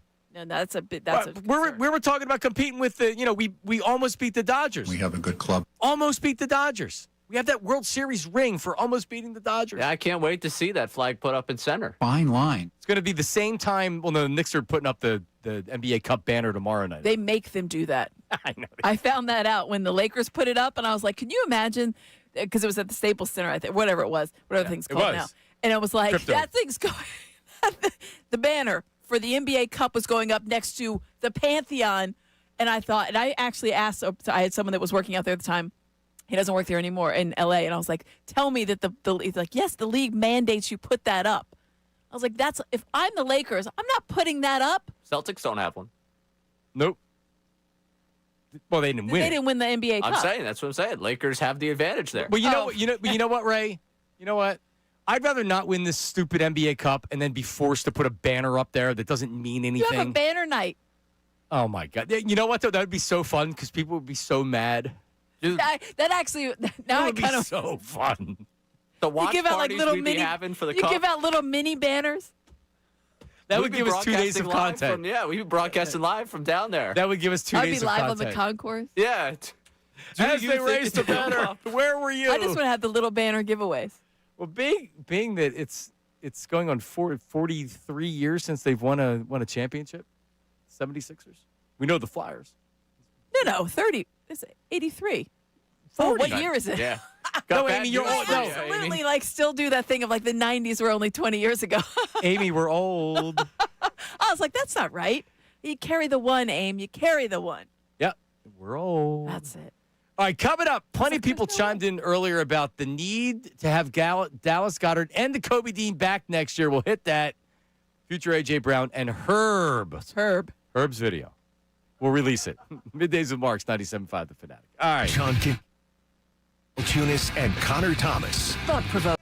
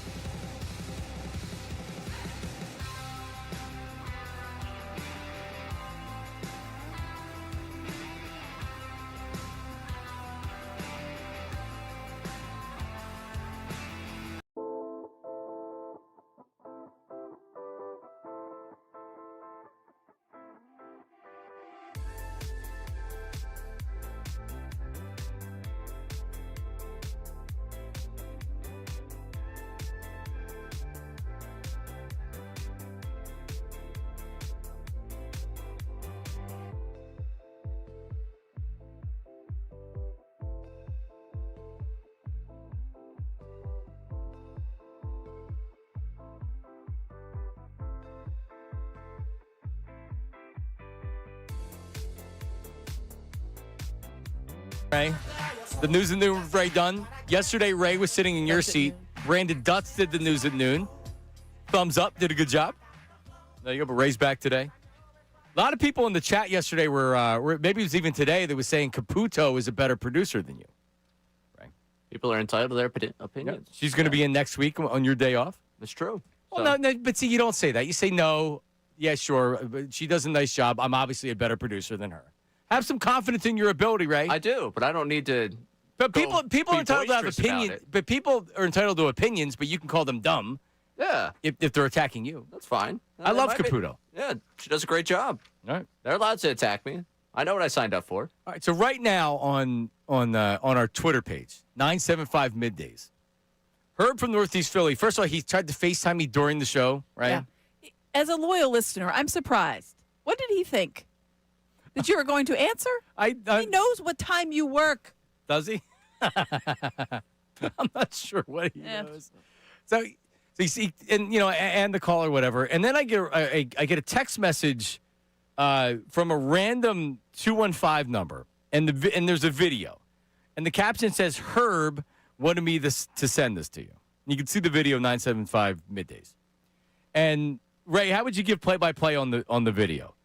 It's Herb with his shirt off. Yeah, I'm confused as to he's not here. That's important to know. All right, so thank you. He's in Miami. Yeah. He leaves. He flies out tonight. Herb is in Miami. So he's in Miami. Yes. But my issue is I think Herb has an extra cell phone because what are the chances he ran into somebody from Philadelphia to take that video and send it to you? I have the answer to this. So the video, Ray, is what? Yeah, I'll break it down for you here. The video opens up here with a picture of Herb who seems like he doesn't realize the video has begun, but the video has begun. And he starts to crack a smile as a woman appears from one side of the screen, putting both of her hands around Herb's neck. His neck. To which Herb's eyes light up like a Christmas tree. And then the video goes uncomfortably about 2 more seconds with him very excited about the presence of the woman there and her smiling, looking at Herb's chest hair. Attractive woman, too. You can't see a lot of the woman, but it would appear she's in maybe her 30s, but attractive woman. Right, I think a considerably younger woman than Herb. I think a lot of people's first reaction was, how much is Herb paying that woman? But so yesterday on the show, I'd asked Herb about if he's meeting any ladies. So he sent me a bunch of pictures yesterday where he had taken pictures in the lobby with, I believe they were random women. Yes. That he just asked to take pictures with. So I don't know if this is a random woman or not. Hey, I'm sending a video to my buddy. Can you just come here real quick? So sure. For whatever reason, this is Herb's coworker at the Wells Fargo Center. He sent it to him to send to me because he couldn't figure out how to send it to me, but he could figure out how to send it to him.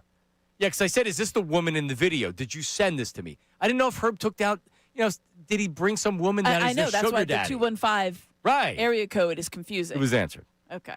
There we go. That's good. It did get a little uncomfortable, Ray, because we've seen this type of we have this type of scene in the adult world where all of a sudden, like who knows with Herb? His shirt's off, this beautiful woman starts rubbing his neck down to his chest hair. Yeah. But that's where it ends, thankfully. It's uncomfortable. Yes. It's an uncomfortable video. Yeah, and if you want to feel uncomfortable, go to our Middays page because it's up. 975 Middays. There you go. Yeah. All right, it's right there. Oof. Ray, what do we have on the text board regarding? Why did I refresh? Did you see it again? Terrifying. It's exactly described by Ray about the confusion at the beginning. You don't know what you're getting until you get it. It's too late. Neither did her. Okay. Getting back to the birds. Ray, let's go. What does the text line say about Dallas Goedert, Ray? Gavin from Freehold, there will be a flaming Fire Howie sign next year if AJ goes to New England, puts up 1,715 touchdowns with May and McDaniels running that offense. Book it. Keep AJ, maybe relearn how to use him before trading him. Just a thought. All right, percentage chance AJ Brown's with the team next year? 80. So you think there's more of a chance he's with them than not? I do. So you don't think he gets traded? I think that there's a really good chance he does, but I think that I just think the value, they're not going to be able to replace the value. I think that will, in the end, outweigh any of the negativity. It's tough to get rid of really good players. But I think that there is still a good chance. Maybe I'll say 75. Here's the other thing. He's really well liked down there. So it's not like that he's this player, and then he's obviously talented, but people, I don't want to deal with this guy. He's a pain in the ass. Everything else. That's not true. Everything I've heard from people on the inside, not with players, well-liked guy, and front office, and Jeffrey Lurie went over and was hugging him, saying, "You don't have to apologize to me, AJ. Just stop posting on social media. Just maybe stop with the cryptic tweets. Yes, stop complaining about our quarterback. You guys used to be friends." Any more, Ray? Yeah, we got someone that simply said, Goddard is brittle. Let him be a free agent next year. Oh. Well, so listen, if my plan, there's no backup. And what is your tight end situation? Because think about it, Calcaterra, he's not a good enough catching wide receiver that you can put him out there. He's horrible when he does anything but catch the ball, and he doesn't catch the ball a lot. Nope. And certainly doesn't have that extra. You mentioned it earlier. The way Dallas Goedert is able to catch the ball, the yards after catch, especially the tight end position, is exceptionally important because you're having linebackers coming up to hit you. You have to be durable. And obviously that's been a knock against Dallas Goedert in the previous seasons. This year it has not been the case. He takes those hits head on. He does not scamper out of bounds. And I don't know that Calcaterra can do that. You haven't seen him do that. And he seems sometimes his thumbs don't work when he catches the ball. Great run blocker, Goddard, too. Yes. Monster. Does everything you want a tight end to do. So, if you want to let him walk because you have an injury history, you don't want to give him to a long-term contract, which is exactly what you did this past year. Totally get it. What's your backup plan? Because last year you didn't have one. No. Which is why you signed him to a one-year deal. And if you're getting somebody in free agency, they cost money too. So they're not free. No. So if you're going to get bargain basement, expect that production because that's what the Eagles have gotten at their second and third tight end. He's got the most touchdown receptions this year. If they would have drafted, if it's the Ertz situation, it hurts to let Ertz leave or to trade him. But you have Goddard who's demanding a bigger role, and he's better than Ertz at that point. You don't have anybody that's sliding in. If they would have drafted Harold Fannin, who went to the Browns and has been a stud this year. Go to the Browns. Is he a Brown?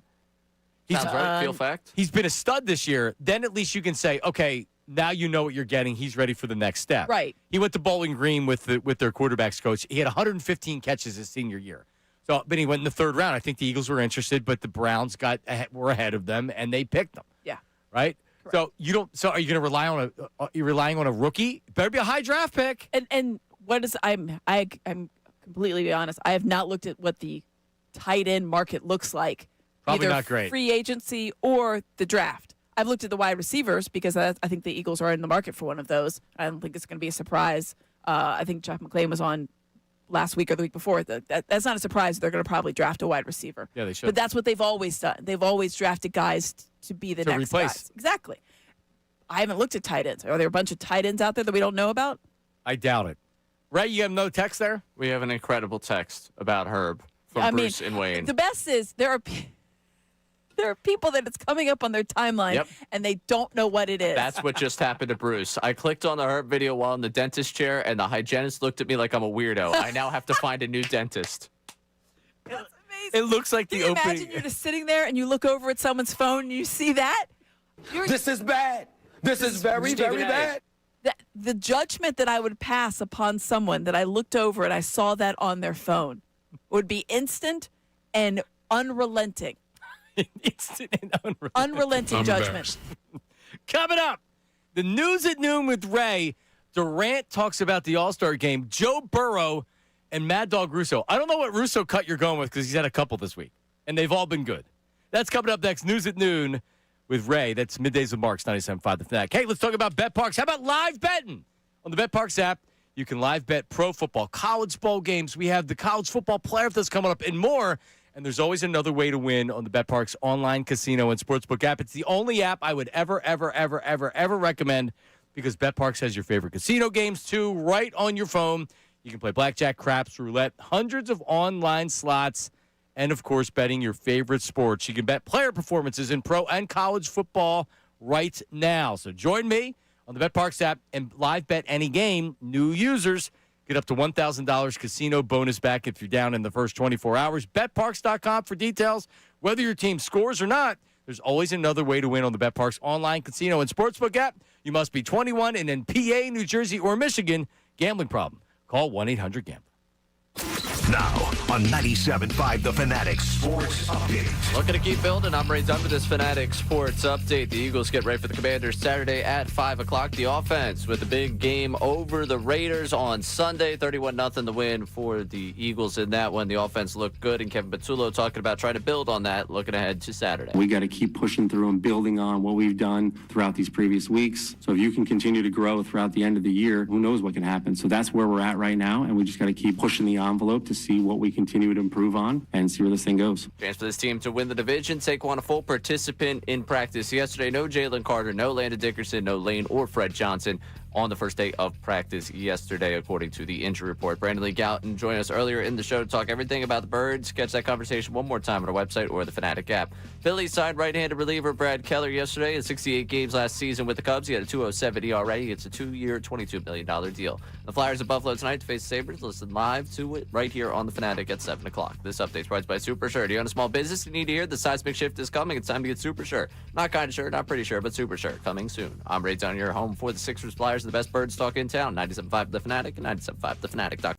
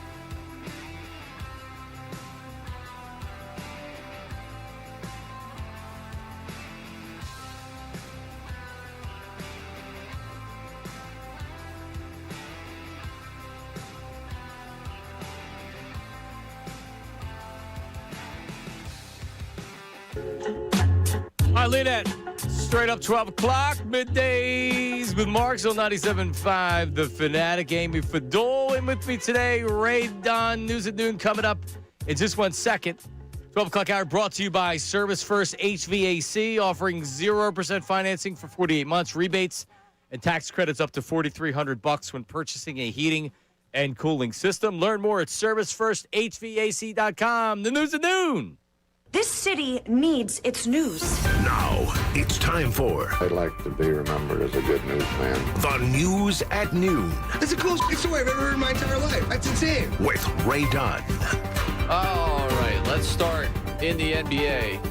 This is the second All-Star game clip I guess I've had in the News at Noon over the last couple weeks, which is probably more my fascination with it than actually being newsworthy. I don't know why they keep asking these guys about the All-Star game. Because they think they're going to rip it, which is what they want. Yeah, and they do. Because Right. it stinks. Everyone knows it stinks. It's like, oh, we're all going to show up in a city. We're going to put on a terrible game for everyone. We're all going to watch as someone else wins the dunk contest. Mac McClung, most likely. And then we're going to go home. I want VJ Edgecombe in the dunk contest. I Is do he? too. He's not. He's not but doing it? I don't know. We're not at that point. Well, I can assure you this. That's what I would vote for. Outside of checking in on the Saturday night festivities, if I'm home and I care to, and then I probably won't watch any of the game because I don't care. It sucks. As sports evolves, like the Pro Bowl. As a kid, I used to love tuning into the Pro Bowl. These guys are playing 17 games. They don't want to tackle each other at the end of the season. Of course, it's not going to be great competition. I like the idea of. I think they saw what the NHL did and wanted to try to harness that. That's cool. Which I think is very cool. That's probably the best iteration of an All-Star game besides I think the MLB All-Star game is still amazing, and I watch that It's every year. Yeah. every year. I always watch it. I am intrigued this year about the NBA All-Star game because of the way that it is set up. All right, we'll play it then. Well, yeah, Kevin Durant is blaming Steph Curry for why you don't care about the All-Star game. Take a listen. It's Steph's fault, because he come out there. They blame half court, bro. They blame that did in half Cleveland was court, bro. unbelievable. Yeah, that's what I'm saying. I'm blaming him for the All-Star game. Because he come out shooting from half. He making it, though. I ain't gonna hold you, you. I'm blaming Dame, too. Okay. Damian Lillard, Steph Curry. Your fault the All-Star game stinks. He's right. He's making it, too. He's shooting from half court. Right. He's making it. Yeah. If you make it, it's a good shot. That's what I was always taught. Sometimes we just need to realize, like with the Pro Bowl, every year they're bitching, like, these guys don't want to tackle each other in February after they played a full season in an exhibition game. Sometimes it's not going to be a regular season game. I wish it could be the All-Star game in Major League Baseball. It's not. I feel like the NBA should just go lean into the full rock and jock situation. Just make it completely. Put train tracks in the. Yeah, parody. You've got you've already kind of leaned into it a little bit. Just go full on. Ray doesn't know what that means.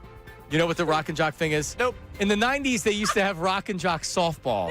They did the basketball. There was a 7-point shot or something like that. And in the softball game, they would have train tracks going through the outfield. It was just nonsense. Yeah, it was nonsense. If you hit a home run to here, you get 4 runs instead of it's 1. almost like and if somebody caught the ball a certain way and you could only whatever. There was crazy rules. I've got a crazy suggestion. Bet. Do what Missoula did.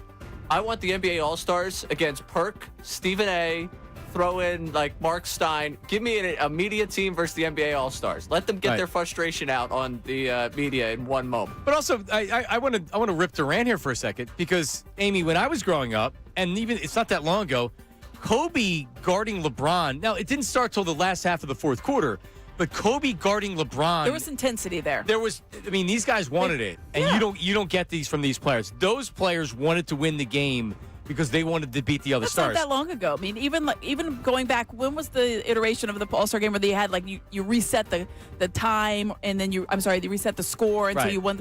They actually that was a good game. It was. Yeah, it was at the end because they knew what it was. There are ways to Kevin Durant These players just don't want to. Lazy comment. The players don't want to do it anymore, and that's what it is. They don't. He's making the half-court shots. All right, moving on. Joe Burrow. He has been a News at Noon fixture over the last 2 weeks because I am fascinated by where he's at mentally right now and how he feels about Cincinnati. He was asked directly about it when he met with the media this week. Take a listen. In your mind, where you're not the quarterback of the Bengals next year? I can't see that, no. Have you ever thought about the possibility of not being the quarterback here during your career? You think about a lot of things. You think about a lot of things.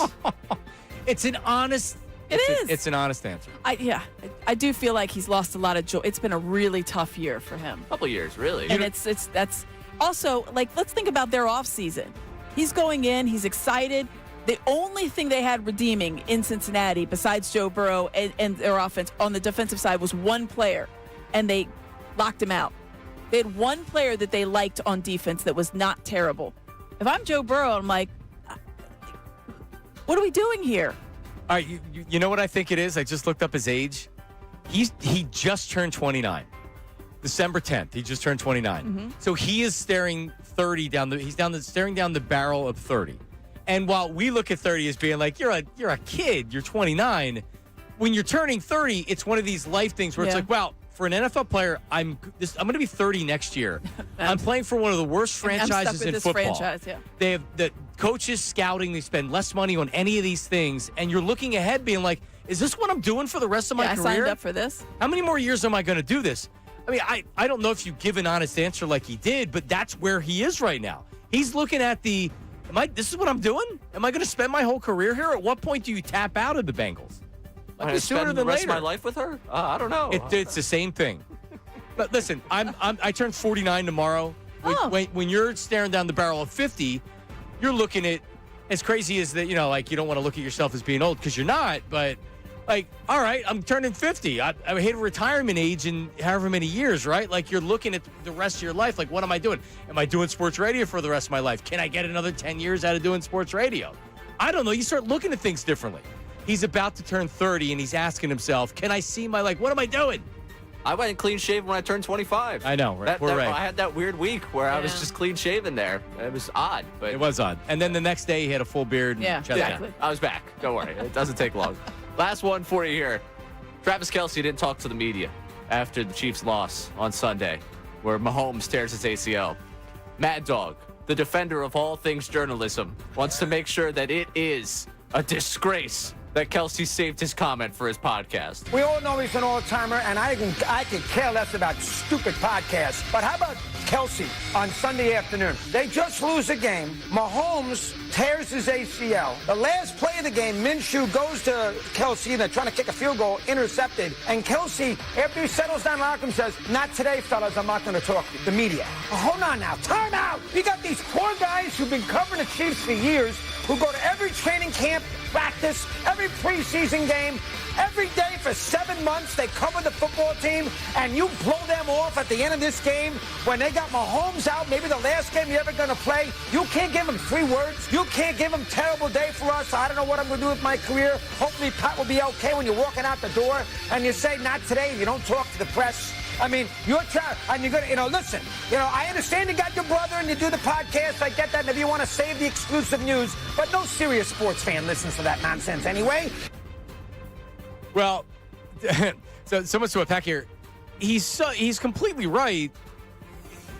By the way, so the NFL requires players to speak after games. Correct. We've seen players not do it. In fact, here, A.J. Brown just left. Like, he's not talking to the media, and that was because... They require them to be available. Correct. They don't have to say anything. Correct. We all remember Marshawn Lynch. Was Kelce available? I think he said that he walked by and said, I'm not talking today.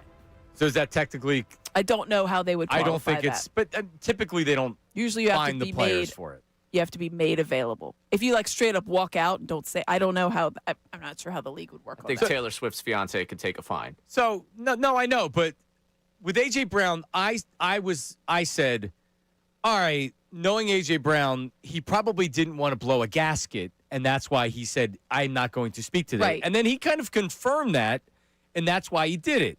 Not that it makes it okay, but it explains why he did it. Why didn't Travis Kelce, why didn't he talk? I mean, they're obviously very close, he and Mahomes. There's some frustration, and then now his best buddy is lost for the season. I think it's because they suck, and they're missing the playoffs, and he's soft. And he's Taylor Swift's fiance. When you sign up for that, and he's got the big podcast, when you sign up for that, I think you can come out and you're going to be a leader on the team. You come out, you address the situation. It can be short and sweet, but hey, like Pat's, show your disappointment. This season, season hasn't gone the way it's went. The rant was largely performative, but at its core, I think there is value in there. You're a leader on this team. You're one of, if not the greatest tight end in NFL. Certainly the greatest tight end in Kansas City Chiefs history. You've got multiple Super Bowl rings. You just lost your franchise quarterback to a devastating season-ending injury. As soon as he went down, we all knew what happened. Shredded, yep. Everyone knew. And to come out, even if it's just real quick, hey, guys, this is really tough. I don't even know what to say. I'm not going to be in very good mood right now. Here's what I got, and then you leave. That's all it would have taken. Here's a theory on why.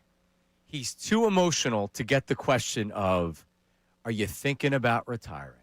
That could be. I think he was very emotional. To me, I don't think it's so much of like, oh, this really stinks losing. I think he's been in that position before because he's lost a Super Bowl. I think it's a lot of very emotional.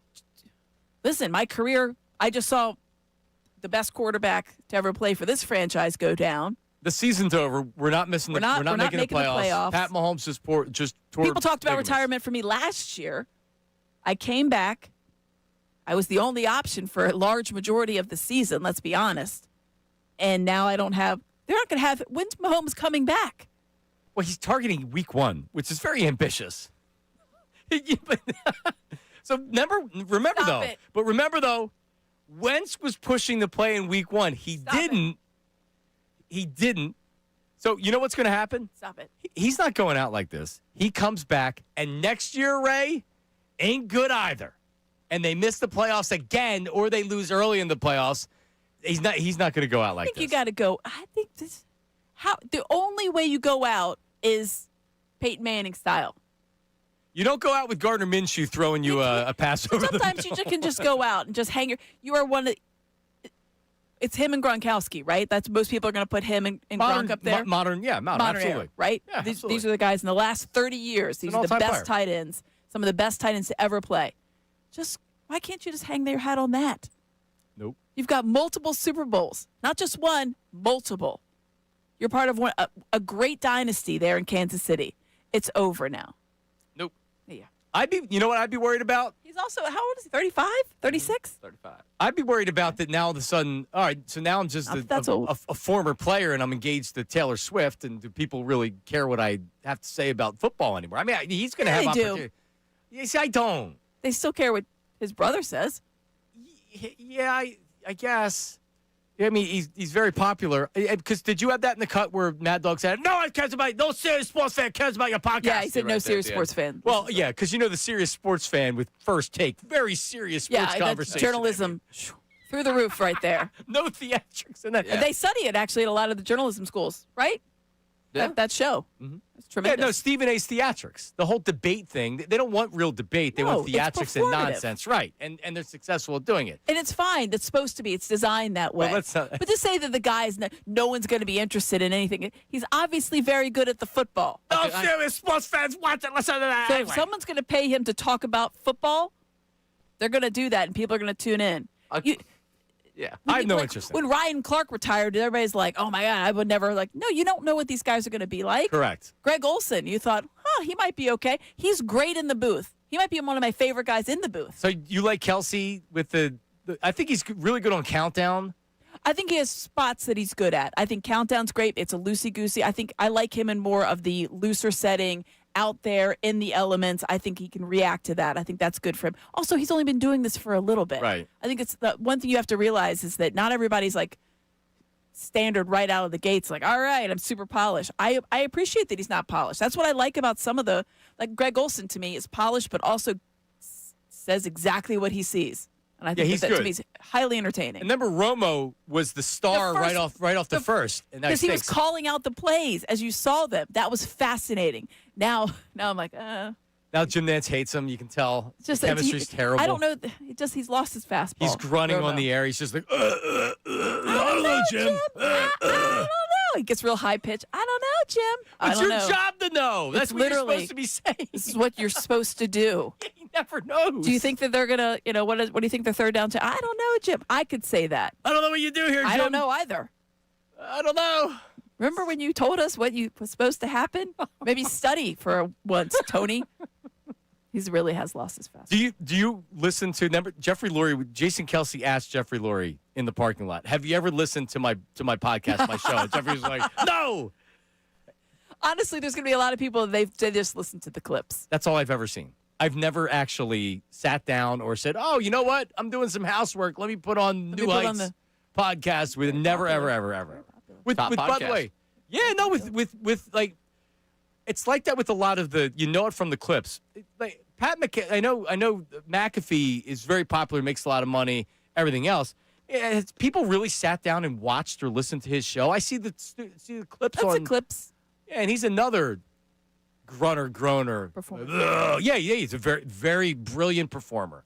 Listen, Absolutely not brilliant. going to knock the game. It works. They've made whole careers out of it. I think it's brilliant. But yeah, to have Mad Dog being like, well, this is what he should. Okay.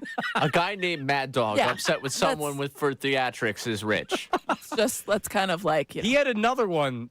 And I didn't. That's why I didn't know what Ray was going to. There was another one about Burrow, though, right? There was one. Well, yeah. I saw one about the Knicks. No, he did have one about Burrow. Right. I saw one about the Knicks and how their celebration was pathetic with the NBA Cup. It's the tournament. Speaking of, there was a headline that was on. I think it was on Yahoo. It was somewhere, and it was like, Lakers disrespect NBA Cup by defensive performance against the Spurs. ESPN covered it.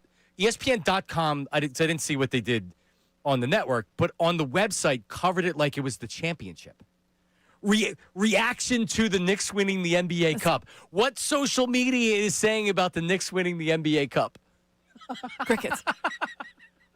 The thing is, I like the idea of an in-season tournament. Get some interest going, get some little money for the guys at the end of the bench. You see why they were trying it. I get it. I understand it. And I think for some teams, it would be really fun. Like, hey, look at this. If I'm the Pistons, it's been a hot minute. If I'm the Sixers, who've never done well in this format. But when you're the Knicks or the Celtics or the Lakers, the Warriors.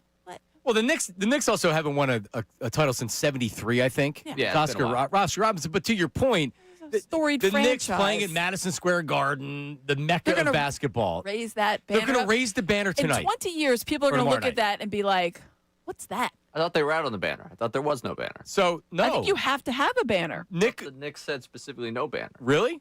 Well, look that up. Nick Earnshaw, who is our newest hire here at the Fanatic, he's producing Unfiltered this afternoon. And he is going up to the game tomorrow. Is he going to be there for with a friend who is a Knick fan? And they bought the tickets before they won the Cup because he said ticket prices for the Knick game tomorrow night have skyrocketed because they're supposed to hoist the banner. There is a source. Knicks makes there's a source that say that they're not going to have a banner. Sham saying no banner. So the NBA is allowing them not to have a banner. Interesting. Correct. Which means that the Lakers banner has to come down. It has to. Yeah.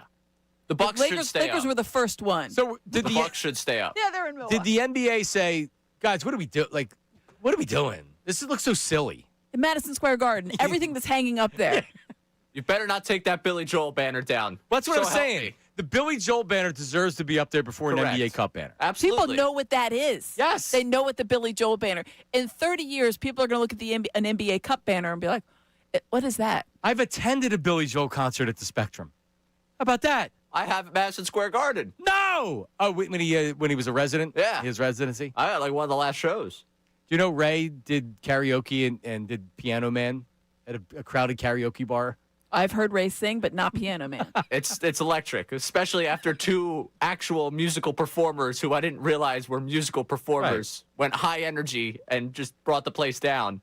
And ladies and gentlemen, here's Ray. Ray for Piano Man. You come up here, I'm like, damn. You're like, wait a minute. Don't do that to me. Please. They'll be the first NBA Cup winner to not hang a banner.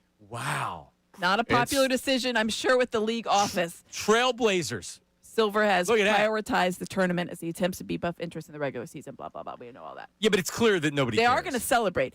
The thing is, Shawnee was asking me, my son was asking me, like, why is this exciting? I'm like, well, they're trying to, most of the time, the NBA ratings are fine, they're good in certain towns, but they really beef up once football season ends. And that's true for a lot of things, just like baseball beefs up once everything else ends. It's just the way it is.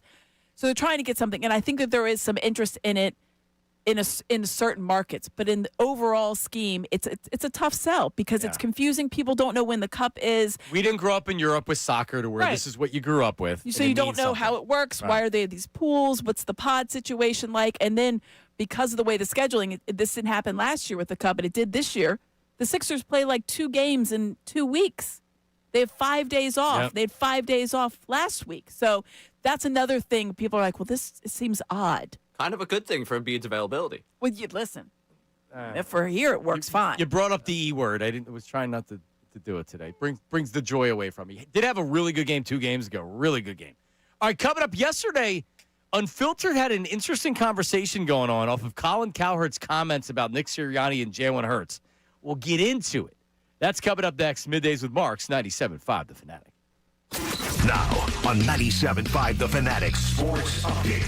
It's set for Saturday. I'm Ray Dunn with this Fanatic Sports Update. The Eagles and Commanders play Saturday at 5 o'clock down in Landover, Maryland. Chance to win the division for the Birds. So the Birds banged up right now. No Jalen Carter, no Landon Dickerson, Lane Johnson, or Fred Johnson at practice yesterday. Saquon was a full participant in practice, and Saquon a big part of that offense. An offense that had a good afternoon against the Raiders on Sunday. They won that game 31-0. Kevin Patullo meeting with media talking about the offense building off that performance. We got to keep pushing through and building on what we've done throughout these previous weeks. So if you can continue to grow throughout the end of the year, who knows what can happen. So that's where we're at right now, and we just got to keep pushing the envelope to see what we continue to improve on and see where this thing goes. Brandon Lee Gouton joined us earlier to break down everything going on with the Birds. Catch that one more time on our website or the Fanatic app. Phillies signed right-handed reliever Brad Keller yesterday, the 2-year, $22 million contract in 68 games last year at 2.07 ERA with the Cubs. Flyers in Buffalo tonight to face the Sabres. Listen live here at 7 o'clock as coverage begins on the Fanatic. This update is brought to you by Super Sure. Do you own a small business? You need to hear that seismic shift is coming. It's time to get Super Sure. Not kind of sure, not pretty sure, but Super Sure coming soon.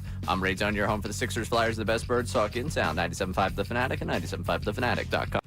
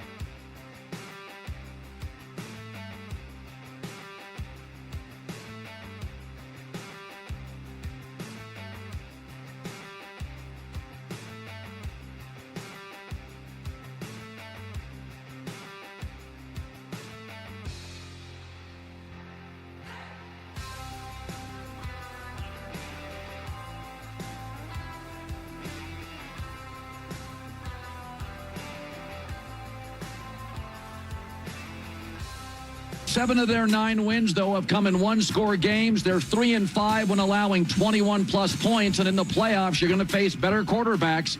Their defense, it's excellent. The roster is excellent, but I don't trust Jalen Hurts or Nick Sirianni in big spots. Again, they play the Commanders twice in the next 3 weeks, so they're going to flex and look impressive, but this offense feels like it's been broken since week 1. That's Colin Cowherd. Next week, they'll be the best offense in the history of the sports. Correct. So take that for what it's worth. But the opinion, I would say, is valid, and let's discuss. I know yesterday, Bill Colarulo, who is not related to Nick Sirianni, at least he claims that. So much good. But he is very much a supporter. Hell yeah. And a backer of Nick Sirianni and Jalen Hurts for that matter. Very much so.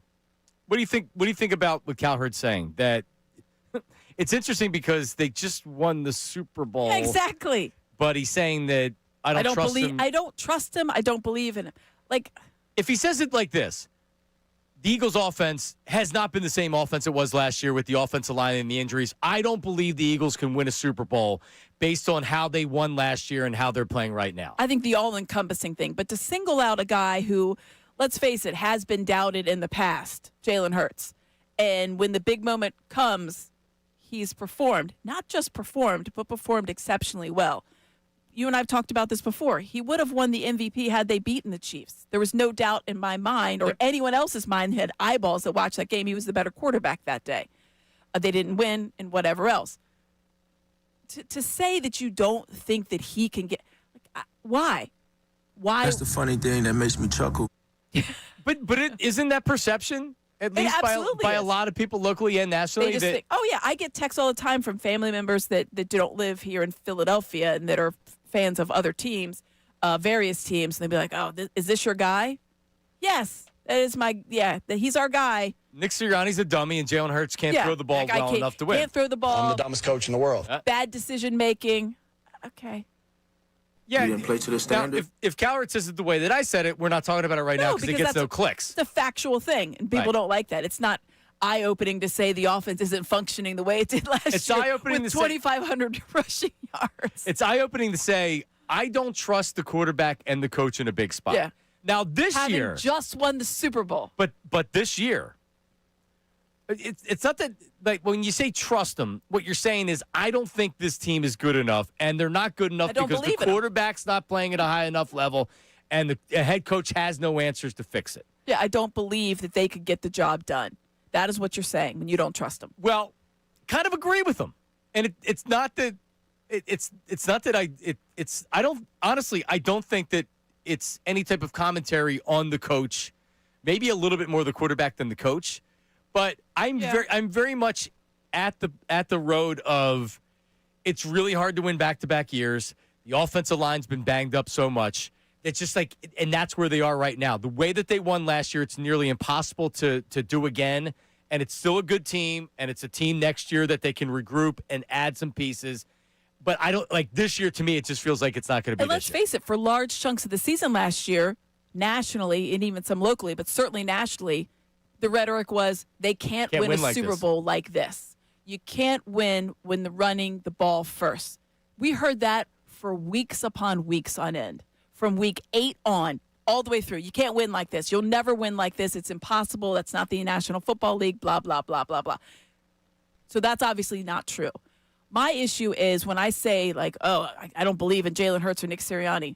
Okay, Jalen said it I think it was yesterday or the day before, whenever he spoke this week. You win a lot of different ways. You do win a lot of different ways. Has it always looked pretty? I gave the stat earlier. That Raiders game was the first time in over a month that they had scored over 21 points. That's remarkable, given the fact that they have 2 number 1 wide receivers, a great tight end, and an all-pro running back. It's remarkable. But back to your point, it doesn't look the same. Just because it doesn't look the same, you're not going to get the same result. It's the offensive line is completely banged up. No Lane Johnson right now. Cam Jurgens is banged up all year. Landon Dickerson not practicing this week. He's been banged up all year. We all know Mekhi Becton, who's not having a good year, but Fred Johnson has not been able to replace any of that production. No. Neither has Tyler Steen. No. It's just not the same. Not the same line. Defense is good, though. Again. Defense is tough. So you may be able to ride that. I'm not. You can ride it. All right, so I asked this yesterday, and 16-10. I got you on this last week, and then the Cowboys lost and the Eagles won, so Yeah. it's a certainty that they're going to the playoffs. Ray does not have to walk. Hell yeah. Trying to renegotiate the Yeah, like where? the bet. Like let's see where we can come Well, down to. if they don't win a playoff game, Ray should have to walk to work, is what I said. Right? It's not. See, I make the walk to work bet because it seems so certain something's going to happen, then I don't have to walk to work. So it leads Super Bowl. me to this. What? Leads me to You're this. nuts. Would you be more surprised if the Eagles made the Super Bowl or lost in the first round of the playoffs? I'd be more surprised if they lost in the first round of the playoffs. Be more surprised if they lost in the Okay. All right, Ray. I think we phrased it a little bit yesterday. So Yeah, you made think the there's a Super better Bowl still. chance that they're making the Super Bowl than losing in the first round? So when you say it like that, John, Right. I don't See? like it. But that's what you're saying. It is what I'm saying. I believe I like their I think it was like they matched up with the Niners. Was that on? They were talking about that. They would. There's a good chance. Yeah, I mean, depending on how it People ends. like but, think that like the Niners. well, they piled up some wins. That's the thing is that So have the Eagles. they have. And I'm not. So have the Dolphins. I don't look at the Niners and like, oh man, that's a loss if you've played them right there. But I think the reality with the way that we've seen this team play this year, if they're not playing well, any of these teams in the playoffs this year Right. could beat them because the NFC is so deep. The Lions at 8-6 are out of the playoffs right now. Which is remarkable. But I think the converse of that is that given the way that anybody's playing, you could beat anybody.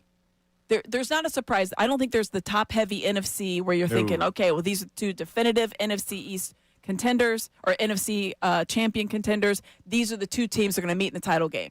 And probably like 6 weeks ago, you did think that. You had like maybe 2 to 3 teams you thought definitively they're absolutely going to be the representative in the Super Bowl. Rams, Bears, Eagles, Bucks. Everybody agrees the NFC South winner is going to be the weak link of Yes. the NFC. Seattle at 11-3 is if they beat the interesting. Rams, that's tonight. Yes. That's tonight. That could determine who the number one seed. It certainly will for this week, but that could be the number one seed. Mm-hmm. Seahawks, even with Sam Darnold, you'd be silly to not take them seriously. The Niners are 10-4, and they're the 6th seed right now, and then Green Bay 9-4-1. Green Bay is the final NFC team at 9-4-1. The Lions, man, that's The Lions at 8-6. well, that division. Yep. It's a good division. And Ray, that's with Parsons out now too. So you look at that Packers team a little bit differently. But then again, your boy, and I know you're rooting for it not to happen because you don't want to have to choose between Yeah, Jordan you Love, Jordan Love, your love, and the Eagles. I had to last year, and it was very easy. I celebrated the Eagles winning a playoff game. No. You got to root for no. You can't do that to your quarterback. What do you mean I can't do that to my quarterback? Why would you root for the Eagles if this is the whole bit? You have to root for Jordan Love. What do you mean? The whole bit is not me rooting against I the feel Eagles. like it might be the bit. Why is this a bit all of a sudden? I believed in the guy. This was rooted in my analysis. Well, you There's don't- no bit. You don't really believe in the guy if you're not supporting him in the playoffs. Correct. What is this? What have we done here? I give up 25 years of Eagles fandom because I like a quarterback? Just Yes. for a week. Yeah, just for a week. You do. What And a- for the bit. What is that? You support Russell Wilson when he plays the Eagles? No, I hate Russell Wilson. But you Oh my wanted God. to trade for him at one point. Yeah, and I didn't was you? wrong. I never liked him. No, I wanted to trade. I didn't think Jalen Hurts was good enough. And Deshaun Watson and Russell Wilson, and I wanted both of them. And I couldn't have been more wrong. Oh wow. And I That's cut. tough. That's tough for you. But you know what? But I appreciate you owning that. Guess what? So did Howie Roseman. And it never happened. So is Howie Roseman supposed to root for Russell Wilson No, against but I don't like Russell Wilson. I just thought he was a better option at quarterback. You like Jordan Love. And I never said that I want him as my quarterback. It's been your thing. It'd be like Bill bailing on Sirianni at this point. You got to go down What with the is this? No. Wow, is it that strong? I That's know exactly- you love him. I'm but not related to him. You That's got to true. go down with the bit. You refuse to go down with the bit. The hell's wrong with you? Because I'm not going to root against the Eagles. What world is this? I a world with a bit. I need chat. I need the YouTube chat to chime in on this as well. Also, the text line 610-632-0975. Also, I saw Jimmy Kempski, the Philly Voice, put this tweet out. Who would you rather face in the playoffs if you're the Eagles? If you were having a home playoff game, NFC Championship game against the Seahawks or the Rams, who would you rather face? Seahawks. All right, we'll talk about it coming up next. Middays with Marks 97.5, the Fanatic. All right, let's talk about Bet Parks for a second. How about live betting on the Bet Parks app? Bet pro football, college bowl games are coming up, college football playoffs are coming up, and more. And you know what? There's always another way to win on the Bet Parks online casino and sportsbook app.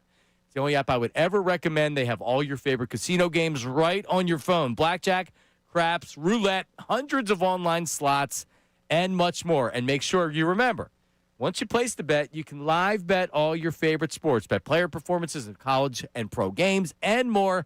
So join me on the BetParks app. Live bet any game, new users up to $1,000 casino bonus back if you're down in the first 24 hours. BetParks.com for details. Whether your team scores or not, there's always another way to win on the BetParks online casino and sportsbook app.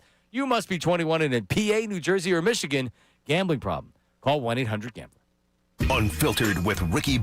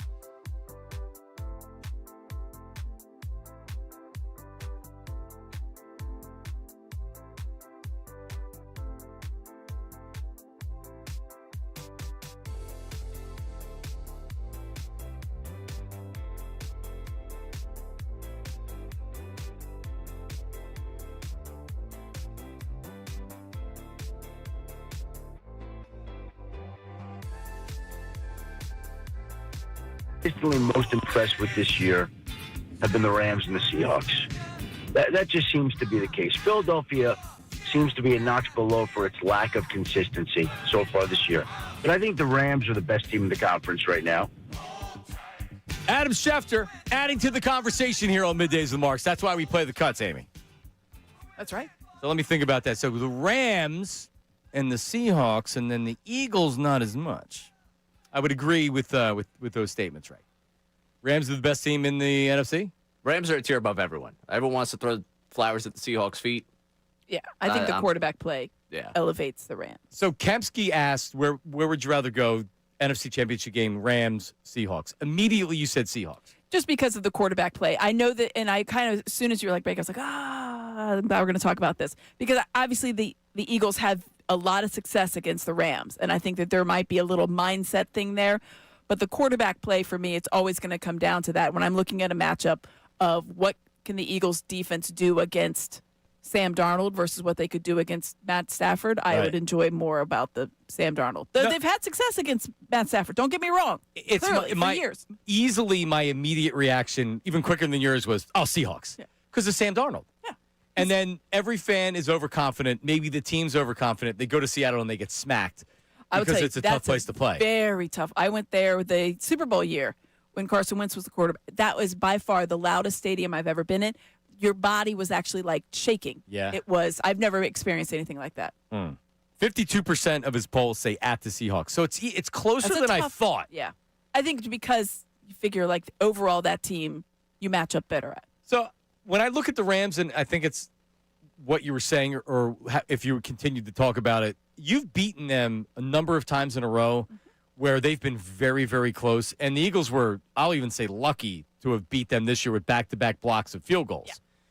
Like you get to a point where the Rams are just going to say, they are not beating us again, and I don't give a damn. Yeah. I will rip my leg off to make sure we win this game. It's really hard to beat, and they're a really good team. They're very good. They're exceptionally well coached. Matt Stafford does not get rattled easily. He's not going to force into silly mistakes.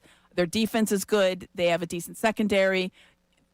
I think that there's some holes there that you could exploit, but you're looking at an Eagles offense that's not exactly the exploitative type of offense, right? They're not taking those deep routes.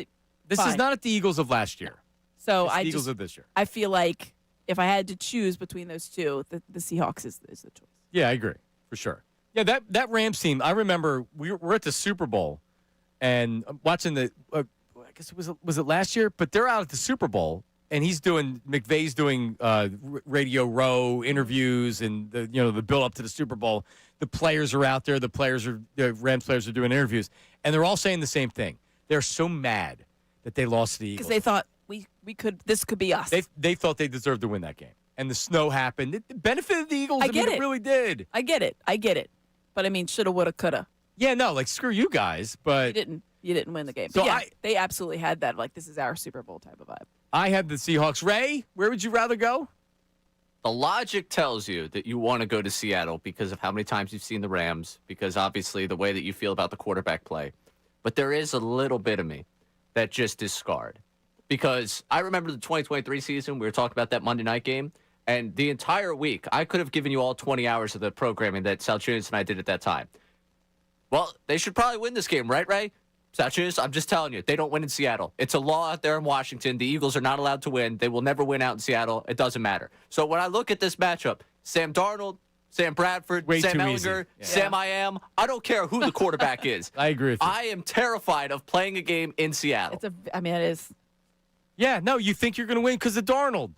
You do, and then you go up there and your offense sucks because it's a tough place to play. It's a real home field, and then it's 16-13. You saw the game last week against the Colts. Yeah. They win those games. They do. Their offense didn't look good. And they beat the Colts and Phillip Rivers, but still, they don't mind playing ugly. Eagles also win those games. They win ugly, too. Yeah. Except, when they lose ugly. I don't know if I like Jake Elliott kicking a late field goal. There you go. Well, honestly. In Seattle. Yeah, in L.A., he also had a bit of trouble kicking a field goal as well. So. Yeah, but at least you're not worried about weather. L.A. benefits you with this. It's the climate's controlled. Right. You're not going to be like Jalen Hurts has a hell of a lot more confidence where it's not windy and cold. Rainy. Yeah. Right. Yeah. Seattle, it may not be great weather up there. I mean, and again, it doesn't seem to matter the year, the team, the players, whatever. Like Tampa Bay. Drew Lock, Drew Bledsoe, Drew Barrymore. Yes. It didn't matter in 2023. Tampa They Bay, were it's losing always out there in Seattle. It is miserably hot down there. They never get have down there. They're always success down confused. It's just like nothing works. But it is a weird, Tampa's a very kind of strange place if you've been down there, the people that live down there. Well, they're not from there. They're not from there, and No. it's kind of it's like when you do the drive to Clearwater from the airport, it's just kind of I don't know if weird is the word. It's interesting. Yes. Well, it's Florida. It's Florida, right? It's interesting. Right, you said that there was some text. There was a text on in particular on Colin Cowherd. Yeah, there was a text on Cowherd. There were a couple texts on Cowherd, but this is the one I can actually read on the air. Super Bowl aside, Cowherd contradicts himself mid-statement. Not good in big moments means they wouldn't be good in one-score games. Yet he highlights how many one-score games they won. Albeit regular season, those are the big moments. Yeah, I had my buddy Doug DM me on longtime listener, DM me on Instagram and said, how come no one talks about the difficulty of the Eagles' schedule when talking about their record this year? And it's not like the team's 7-7. Right. They have 9 wins.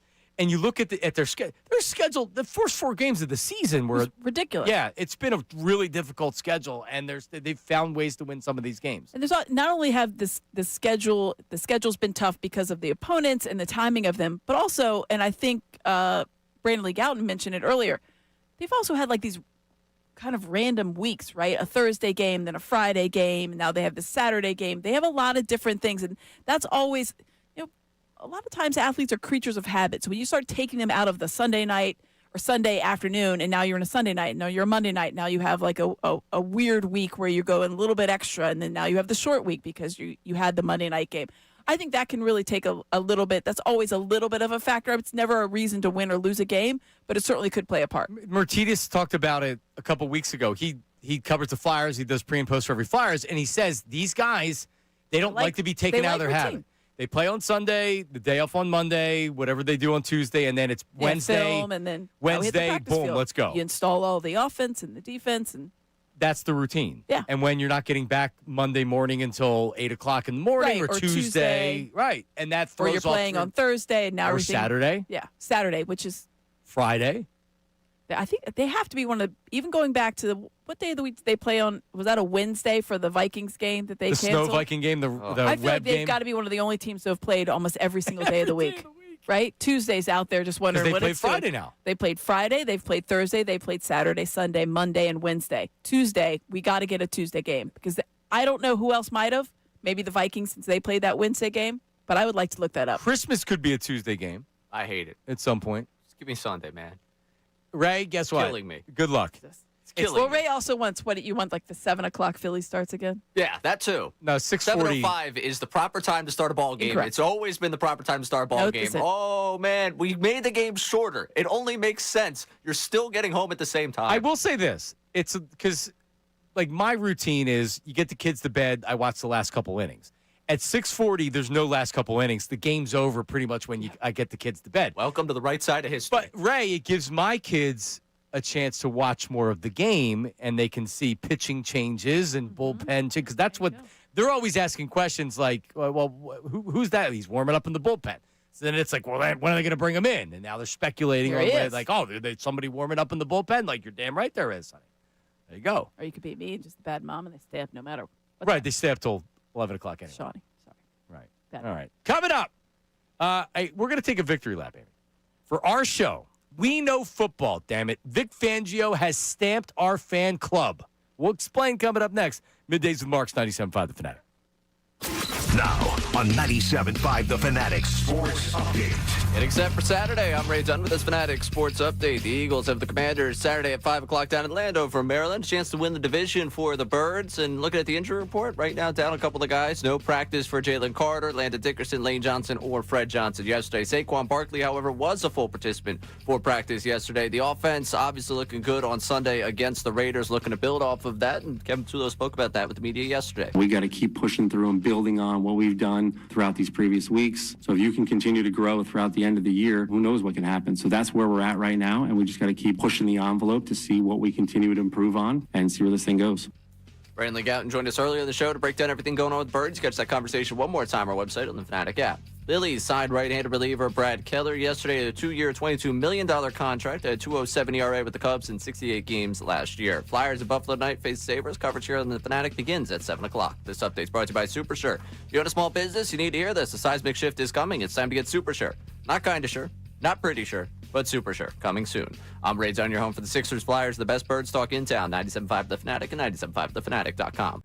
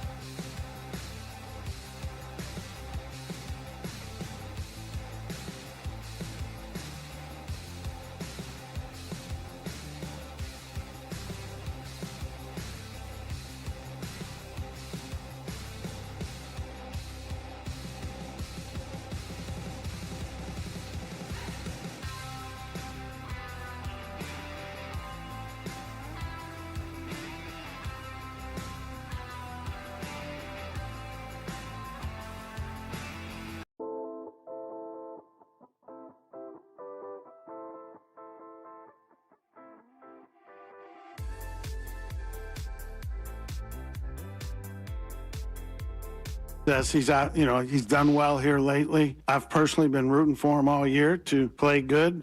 He's had his ups and downs like a lot of us. Hopefully he can stay on the track that he is, but I don't think it's any magical thing. It's just a process and getting comfortable and getting confident. All right, that's Phillies fan and Eagles defensive coordinator Vic Fangio talking about our guy, Ray Dunn. Actually, my guy, because he's not your guy.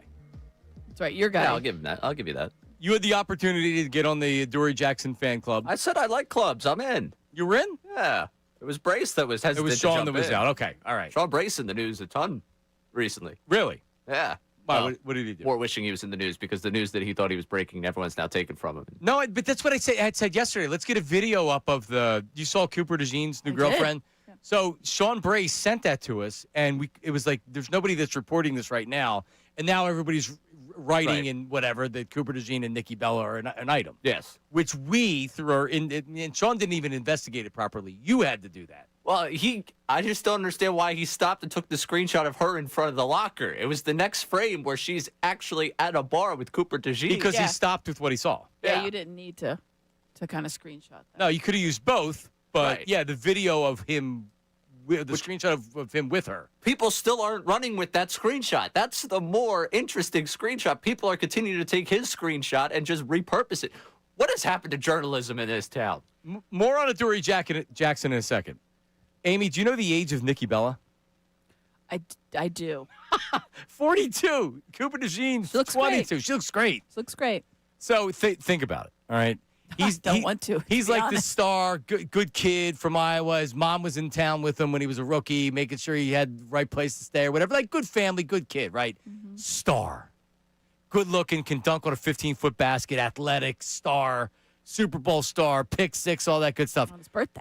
And now he's got this hot professional wrestler. And he likes wrestling because he went to the WW. Up in New York. Yes.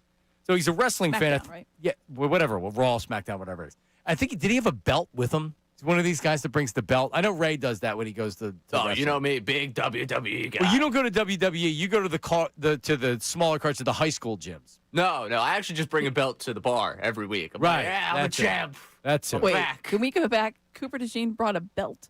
I think so. But somebody there had the WWE I know people belt. bring them. I thought a man with a Super Bowl ring might not I hope he didn't. be as jazzed about bringing a Ray's researching right now. Target belt. He may have. So anyway. Okay, yeah, I mean, I like how you anyway that, but okay. So she's 42. I don't know if she's divorced or these celebrities. Who knows? I don't care. But like, she's obviously like, look at that right there. She's loving it. And then Cooper says, all right, like nurturing older woman, take care of me. Right? You say nurturing? She can nurture him. Mom's in Iowa. So he can have a girlfriend and be nurtured at the same time. He looks at Nikki Bella and thinks nurturing, but maybe he might. Maybe he might. So you can like do laundry and stuff. He did have the belt, by the way. He did have the belt. He had the belt. Out. I'm out completely. I'm out completely. I thought he did have a belt. I'm out completely. He brought the belt up. So were they out completely? Were they is an item before that, or is that what started it? No idea. Nikki Bella's watching WWE, and it's like, who is that? There's a timeline. So we obviously have the locker room photo. Mm-hmm. There was a photo during training camp. Oh, okay. But that was like when she was visiting. Probably were they here in the summer? Yeah. Yes, because there was somebody I remember being on the field. I feel like yes. Yeah, I feel like wrestling was here in the summer, and then he went to DeJean went to the Raw show in Philly because he wanted to see Bella, and then fans obviously have now speculated that is a. Is she an active wrestler? I know Ray. so. I know. We're deep diving. Hold on, let's find this out. I didn't I don't know when the careers never really end. Ric Flair's in his 70s, and he still will pop up. Well, I every saw once the in a other while. day we had Cody Rhodes on. John Clark had on the field. So I'm like, we're doing stuff during the pregame show, and I'm at home, and I tune in, and I'm looking because I did the earlier one on Monday night, and the earlier show, the game day show, and then or Bird's Huddle, pardon me. And so I get home, and I'm home to see it, and I walk downstairs, and I'm like, Cody Rhodes? And sure enough, there's John getting ready to talk to Cody Rhodes. Of course, John Clark's talking to him, and so John Clark's like, "So you're an Eagle fan?" And then she was married to one of the guys that was on. I don't know if he was on. Oh my gosh, I don't know how to say this guy's name. He's a Russian American professional dancer. Was on Dancing with the Stars. I don't know if he was. He's No. been on Broadway. He has a lot of consonants in his last name. I'm not even attempting that. Yeah, I'm good with not knowing his name. He was on Dancing with the Stars, yes, for a Yes. bit. Correct. Okay. It was ringing a bell. Interesting. A Bella. Nikki Bella. Artem something or other. There you go.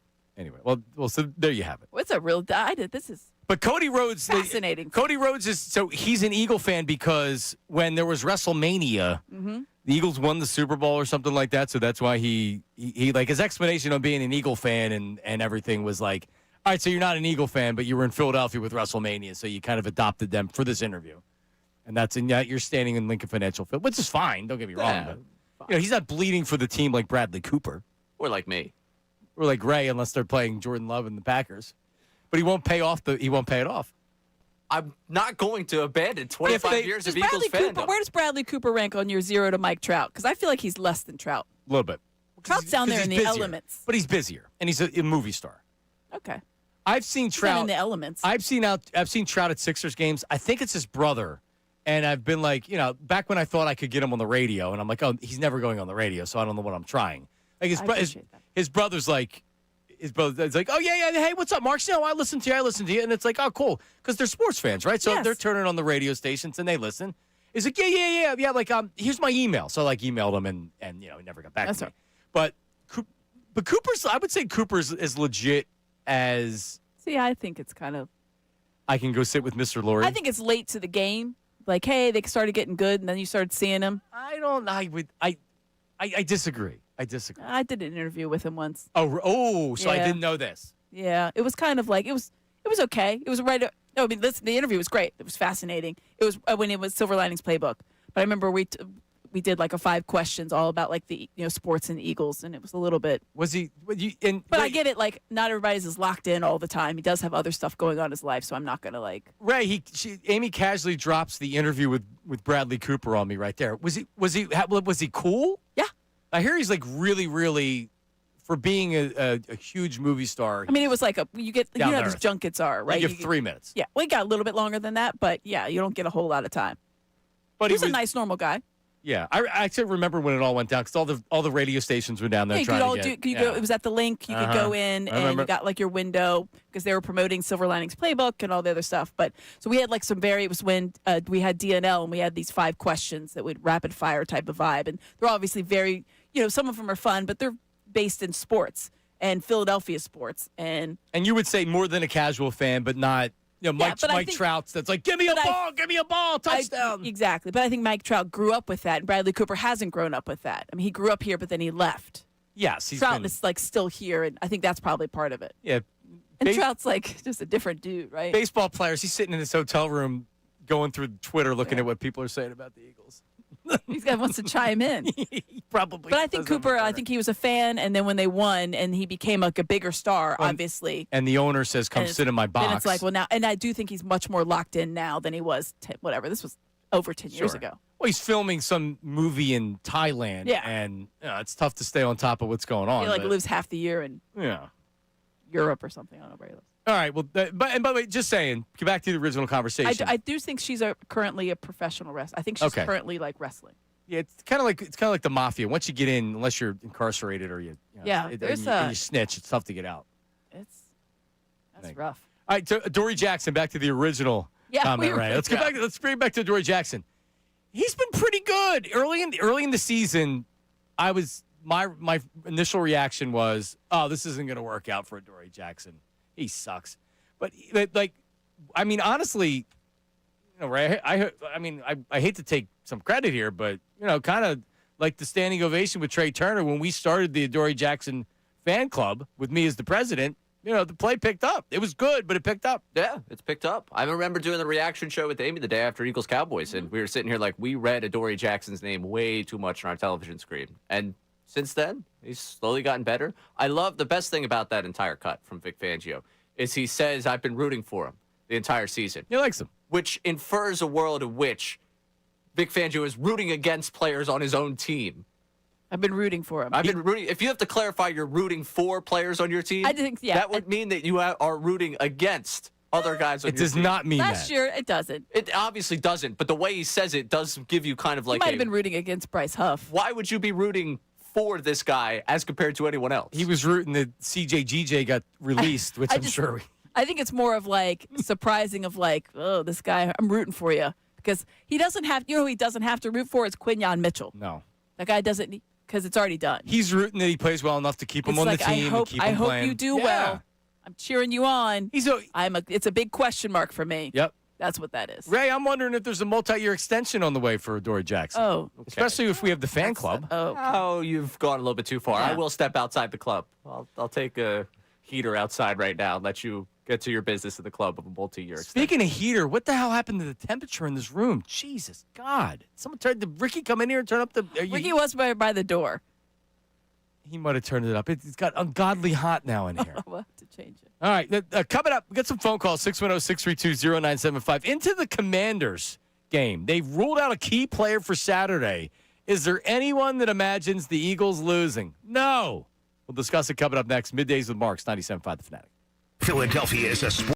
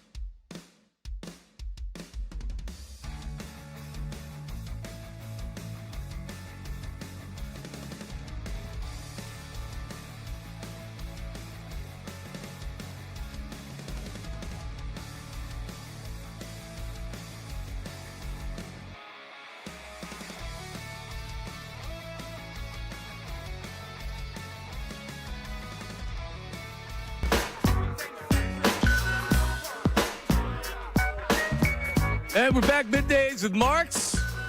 John Marks and Amy Fadul. Happy holidays from us, from our families. Thank you very much. If we get laid off, we're going to need public assistance. Listen to my daughters. Please keep Daddy on the air. Here's little Shawnee. Please, Mommy. Shawnee's like, what? Mommy, no. Keep cable. He'll Shawnee will tell me whatever it take. Ray was here for the tail end of it. I have like legitimate arguments, sports arguments with my 11-year-old. Like I am attacked daily from whatever take that I am given daily by my own child. That's amazing. Yeah, it'd be your own people, John.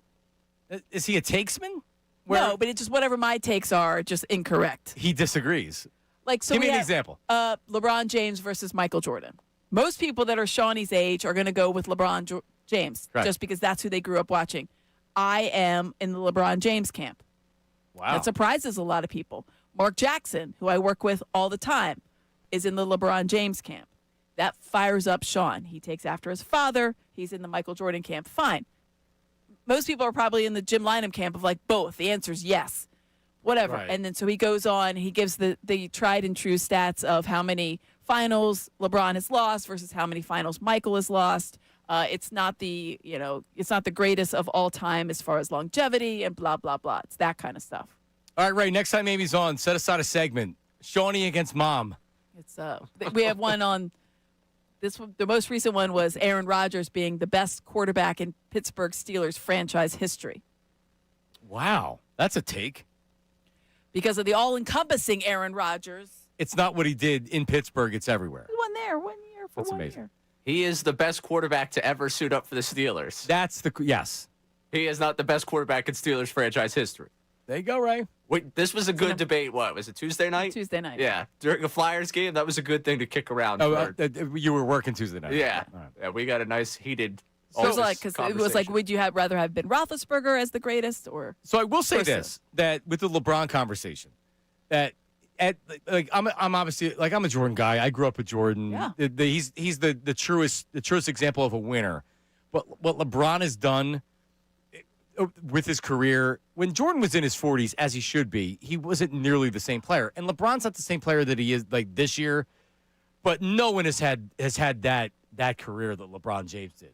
No, I mean, really, you'll never see it again. Truly, it's unbelievable. It's just the longevity and the streak of the double-digit points. Yeah, stuff like that is just it's bananas. Averaging 20 a season. He nauseates me for sure, but he was one of the first modern NBA players that he spends $1 million a year on his nutrition and things like that. Like this is how I'm going to take care of my body. Very smart. Yeah, he's one of the guys that for me, and I always goes back to he was expected to be the best, and he actually turned out to be the best. It's very expectations. Just doesn't happen. Expectations. Bryce Harper. He exceeded expectations. He actually exceeded expectations. Yeah. Oh, you should have been a really, really good player for a good chunk of change, and his streak lasted longer than Hall of Fame careers. Yeah. 2009, was that the double-digit point streak? 19 years. Jesus. And they started naming like players who had shorter careers, and it was like Scottie Pippen, Carmelo Anthony. Yeah. Like it wasn't just random dudes. But so that's one of the many we have those arguments a lot. Let's go to the phones. Glenn's calling from Wallingford. Glenn, go ahead. How are you? Hey, good afternoon, guys. How's it going, Amy? Good? Hi, Glenn. Hi, how are you? Excellent. Beautiful day. Hey, before I get to my Eagles point, you were talking about, Philadelphia sports fans who are celebrities, right? And in no particular order, and I don't know whether they're just coming out of the woodworks, but there are some people who are definitely, true, live and die with the birds, like a guy like Rob McElhenney, right? He seems to be for really sure. authentic. Taylor Swift, diehard Eagle fan, right? Taylor Swift? I'm not so sure about that. But, just kidding. Ryan, I would say no. Miles Teller, right? Yes. And then you can't get away from him. Yeah. Right, exactly. And then you've got like your Savannah Guthries and your Whitney Cummings, which I didn't see, but she says, and a lot of these tend to be because of their husbands or their spouse. It seems like too. And that has to do because of the success, I'd have to imagine. Sure, right? but like right now, it's fun to be an Eagle fan. Yeah, you can climb on. Yeah. Plenty of room. Oh, absolutely. It's phenomenal. I do a lot of traveling for work, and I can't go through an airport without a Go Birds or sporting my Eagles, hat or a Phillies hat. Hell during, yeah. During the summer and stuff like that. So it's a great time to be a Philadelphia sports fan. As far as the Birds on Saturday, and last week they took care of business. This is another get right game, even though it's on the road with a division opponent. Mariota doesn't scare you one iota, right? So this should be another one where the defense just overwhelms that team, and the offense just has to not turn the ball over. Don't commit penalties. Just play a clean game, right? I mean, is that how you guys kind of see it, right? I don't commit no pre-snap penalties, no dumb mistakes. Don't turn the ball over. Don't give him a short field. I mean, I don't think Mariota is scary. I don't think anybody's looking like Marcus Mariota is going to kill you, but we all know Scary Terry McLaurin has done damage against the Eagles. If you take him lightly, you could lose the game. Yeah, I don't think that anybody thinks you're going to. I mean, that's true for anything, but well, how about this? You'd have to really shoot yourself in the foot. They better not lose the game. I don't care if they're overconfident or not. You cannot lose the game, and if they lose the game, people will division on the Christmas. line. Right? This. Yeah. Let's just take care of business. Call it a day. Ruin Christmas. Then you lose to the Bills. Now you need the last game of the season. Ugh. And the Cowboys may lose too, but now, don't do that. If you do lose Saturday, the Cowboys being eliminated by their own doing on Christmas, which would be fun. Would be funny. It'd be worth it. That's where I kind of draw the line. I don't know if it's necessarily worth it because coming in Monday talking about a Commanders-Eagles loss, I don't know how much I really want to do that 4 hours leading into my holiday. Like, that would be a shame. Oh, it would suck. But I have thought about it. I did have the thought last night. I was sitting there like, yeah, I don't think they're going to lose on Saturday. But them losing Saturday, if you could guarantee me the Cowboys' Christmas game is what eliminates them, could be good content. Oh, it'd be great content. Could be good. It would just be great to see the Cowboys lose like that, but it wouldn't I don't think it would make Eagles fans feel any better. No, that's exactly it. They'd So still I don't know be if angry. It's worth it. It'd be fun to see that, though. It would be fun. Like, two seeds totally out of the question. We have to talk about, what do you believe about a team that lost to the Commanders? But Christmas, I'm sitting there having a beer, hanging out with the family, watching the Cowboys lose. It's not the worst thing in the world. So who's the number one seed celebrity Eagle fan? Is it Miles Teller? We talked about Bradley Cooper. Trout. Mike Trout. All right. Well, yeah, but the athlete doesn't count.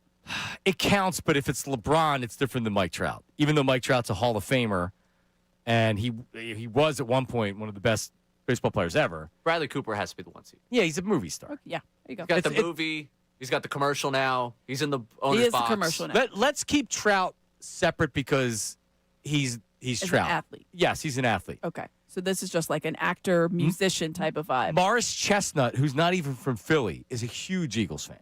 You know, he's an athlete. I was going to say, Carl Anthony Towns is a really big Eagles fan. He went to the Super Bowl on his own a couple years ago. I remember when he got drafted, he was talking about being an Eagle fan. I was like, oh, that's pretty cool. Jalen Brunson. But Jalen Brunson, they were so annoying when the Eagles won the Super Bowl. The Knicks fans were mad at him. I know. The best is Jalen Brunson called out Tyrese Maxey. Yep. Poor guy. Yep. Taking for sure. space. By the way, Taylor Swift, just for the record, when they break up, it's not if come on, they break up. I don't dislike either one of them. I'm just giving you my honest opinion. When they break up, when he stops playing, he becomes far less interesting, and then she's struggling to write songs because she needs to be heartbroken and angry. So, how do you get good content for the next tour? Well, you to break up or you divorce with your husband, and they break up, they grow apart, they break up. She has a smash single and has another $1 billion tour. So that's what's going to happen. Taylor Swift will try to reemerge as an Eagle fan. I don't know. Because remember, she did the Fugazi. Because her dad's a big Eagle fan. Right. Her dad's a legitimate big Eagle fan. And I never even ripped her for it. Because if you're a girl that's really busy because you're like a little star, and daddy is a big Eagle fan, then of course you're going to by proxy like the Eagles. It doesn't mean that you're following the team. So when it was cool to be an Eagle fan, then she became an Eagle fan.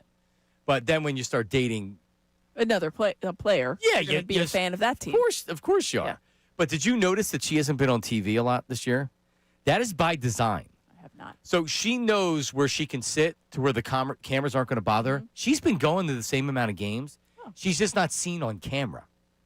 There you go. Because she got booed at the Super Bowl.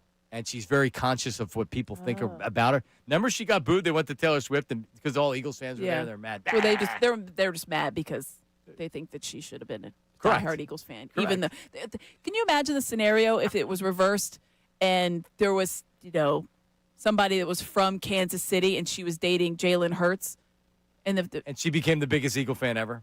Oh, we would love it. It'd be great. Right, but it's like we are like, oh. Well, Bryce Harper was a diehard Cowboy fan before he came here. Tyrese Maxey still is. Yeah, he's but from Texas. Let it go. If Bryce would have said, because in Washington, he went on the record and said, I'm not giving up my fandom, because that's the biggest rival down that there. is, absolutely for Washington. And he said, I'm not doing it. He came to Philly. He never mentioned the Cowboys again. Here. We're better. He's a Philly guy. Kevin Bacon is a big Eagles fan. Because he grew up here. Yes. Ed Bacon, I don't know if you know, he helped design Northeast Philly. Yes. So if you've ever driven on the Roosevelt Boulevard, you can thank Kevin Bacon's dad for that. He's a big. They're big Birds fans. And I was trying to think of somebody else. Tina Fey. Tina Fey, who went to Upper Darby High School. Yep, she's a local. Went to my friend Brian Haddad's his wife's went to high school with her. Oh, so Upper Darby High School? whenever Sludge puts up a picture of his daughter, and Tina Fey will be in the comments commenting. So I'll be like, oh, she's so cute, and I'll look and be like, that's Tina Fey commenting. Pretty awesome. It is actually pretty cool. All right, coming up, a texter says we can't count on this Eagles team. Would a second straight dominant win bring back your trust? That's coming up next. Middays with Marks, 97.5, The Fanatic. All right, let's talk about BetParks. So listen, get the BetParks app. It's the only app that I would ever recommend. I'm always on there looking at lines, looking at futures and everything else. How about live betting on the BetParks app? You can live bet pro football, college bowl games, college playoffs, and more. There's always another way to win on the BetParks online casino and sportsbook app. It's the only app I would ever recommend. And your favorite casino games right there on the BetParks app on your phone. Blackjack, craps, roulette, hundreds of online slots, and more. And again, your favorite sports. Bet player performances on pro and college bowl, football, and more. So join me on the BetParks app and live bet any game. And new users get up to $1,000 casino bonus back if you're down in the first 24 hours. BetParks.com for details. Whether your team scores or not, there's always another way to win on the BetParks online casino and sportsbook app. You must be 21 and in PA, New Jersey, or Michigan. Gambling problem? Call 1-800-GAMBLER. Now on 97.5 The Fanatic Sports Update. Some injury updates. I'm Ray Dunn with this Fanatic Sports Update, and is brought to you by Morgenstern Hair Restorations. Great team, stick around, and so is great hair. Morgenstern Hair Restoration Championship results. Visit morgensternhair.com or call 610-980-4000.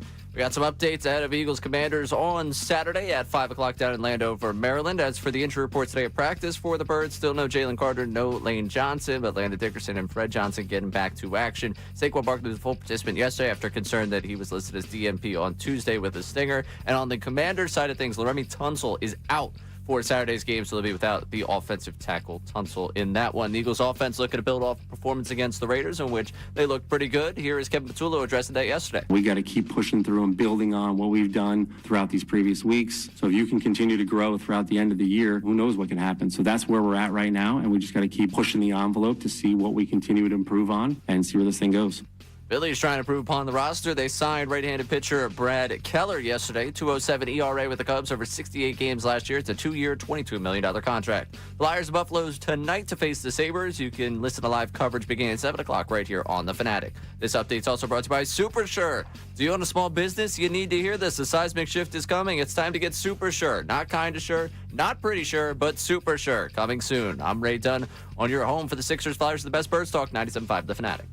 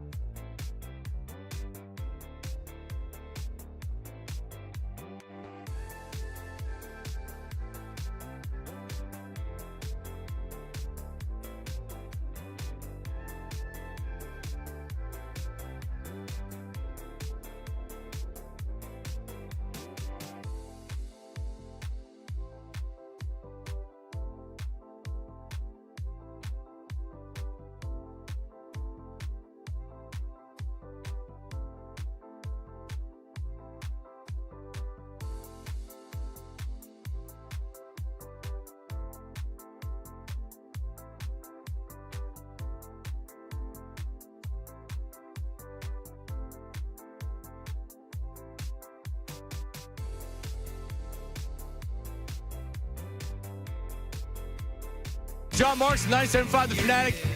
Pampers are expensive, damn it. We need more advertisers. Happy holidays. 97.5 The Fanatic. I don't have Pampers anymore. No more diapers. Nope. I'm out. My daughter's completely potty trained. So I'm out. No more Pampers. So I can't use that in my holiday greeting. But my Pico bill's very expensive. How about that? He did say keep the lights on. Keep the lights on. Yep. All right. So, Ray, you said a texter says we can't count on the Eagles. Yeah. So we were hit the breaking news sounder on that. We can't trust the Eagles. Lou from Langhorne. Given what we've seen this season, in particular the last month, can we really count any game as a W? No, not right now. Things change, though. Like with sports, what happened a month ago doesn't mean that it needs to be the same team right now. You have no idea. You have no idea. That's the beauty of it. But I mean, I'm leaning that I can. Probabilities that are going to go in certain favors. Amy doesn't believe in the Eagles. Put out the tweet. Amy Fadul, anti-Eagle, does not believe this team can win a Super Bowl. I was like, wait a minute. I thought I said the opposite. I was the one that. I said they would better chance. No, you're actually the most positive on the show. I'm leaning that. Yeah, I don't really trust them just because they beat up on the Raiders. Raiders are horrible. Right. They can't score any points. They do have a pedigree. They won the Super Bowl last year. The defense is dominant. Well, yeah, and you brought up the Seahawks, how they win these ugly games. For large chunks of the season, that's exactly what the Eagles did. That's how they're going to have the Rams game, ugly. Shouldn't have won that game. Let's go back to the very first game of the season, the Cowboys game. They didn't exactly light the world on fire. You didn't think they should have won that game either. Probably for the first 5 wins, you thought, it could have gone the other way pretty easily. So I feel like that the trust there is the fact that you need the offense to score more than 21, and they haven't really done that. You're looking at one time in the last month and a half. But the flip side is that they know how to win these ugly games. They know because of their defense. That's really what it is. Their defense pulls these games out. The offense is inept and is very anemic. And then all of a sudden the defense gives you a short field or pitches a shutout. And both. you know when the season kind of went was when the offense a couple times, they always found the way to win a game. And they found ways not to win games anymore. The Cowboys game, the Cowboys didn't really want to win that game. The Eagles just couldn't take advantage. Correct. Multiple games where the team that we had seen before would find a way to win the game. The offense needed a drive, and they got the drive. Right. In the fourth quarter, they would run the ball, an 8-minute drive, get the touchdown, take all the momentum, run the clock down, and they stopped doing that. They need to get back to doing that because the defense is good enough to win. But if you can have the ball last and have that drive and get that score, that's how they're going to win games. Yeah. And it's not going to be pretty. You don't have it, and it doesn't have to be. It's not always going to be the 55-point master performance you saw in the NFC title game. Sometimes it's going to be 13-10, and sometimes it's going to. But I think the defense is, one, they're going to get you the short field because they're going to create the turnovers or the 3-and-outs. But you have to be able to have a sustained drive at certain times because your defense, if you do want them late in a 13-10 game, a 16-13, you can't have a gas defense that's always on the field. That's my issue is that some of the times they're just wearing down because they're playing too much. The Bears game, they broke after the tush-push fumble. And they broke. They just created a 3-and-out, and they're, great. Let's go back out there. The guys are now sitting on the bench like, oh, man, let's get a little bit of a rest. And then they're like, here we go again. All right, grab your helmet. Weren't we just here? And it was like 3 of those. Yep. I mean, that was really a couple weeks in a row where the offense just couldn't do anything. There was no sustained drive. And it broke them. So my buddy Chase Sr., who does stuff for Chat Sports, was he my intern here? Might have been my intern here, but he's done a great job. You might have seen his videos that he puts out there. The Eagles, according to Chase, the Eagles can still be the number 1 seed in the NFC if the following happens, Ray. Are we just – because I'm kind of in this camp where they're probably the number 3 seed. And they're going to have to go on the road, but they're going to get one playoff game. Doesn't it feel like that? Yeah. I'm holding out hope for the 2 seed just because I think the NFC North can kind of cannibalize itself. Mm-hmm. And with Parsons going down, the Bears being the Bears, and we talk about the Lions not making the playoffs, maybe they could just beat each other up and we could get to the second. All right, so the Eagles would have to win out. They're 12-5. Rams need to lose twice. Seahawks need to lose twice. Now they play each other. Which means they're going to at least get one. They're going to get one win. Somebody's going to win that game, right? Which means they'd have to lose the other 2 games. Yes. And I don't know what the Rams schedule looks like. The last time I looked, I don't think it was that difficult. right? So Rams lose twice, Seahawks lose twice, Niners lose twice, Bears lose twice, the Packers lose once. Rams have the Seahawks, Falcons, and Cardinals. Stop it. I appreciate that there is that outside hope. So they're saying there's a chance. Rams, Seahawks, obviously that's tonight. Great game. Should be a great game. Rams, Falcons, home, Monday Night Football. Good joy. So you need the Rams to lose to the Seahawks, and then they need to stumble on one of these other. Falcons or the Cardinals. And I guess if they already lock something up, which they wouldn't have in this scenario, but in the theory, if you lock something up, you don't play everybody in that last game, right? So you're Yeah, they'd be playing somebody in that last game if. And the Seahawks then would have to win the game, which means they'd have to lose the other two games. Right. Which seems extremely unlikely. So they're on the road to the Falcons. Maybe that's a misstep, but it's a Monday night instead of a Sunday. Okay. I'm always wary about the West Coast on a Westies. Sunday, like a 1 o'clock, because it's 10 a.m. there. That's confusing. Monday night game, no, that's a wash for me. That's a win. And then they host the Cardinals at home. Yeah, not that. I like that there's a chance, but that is not a. I mean, that's just one team.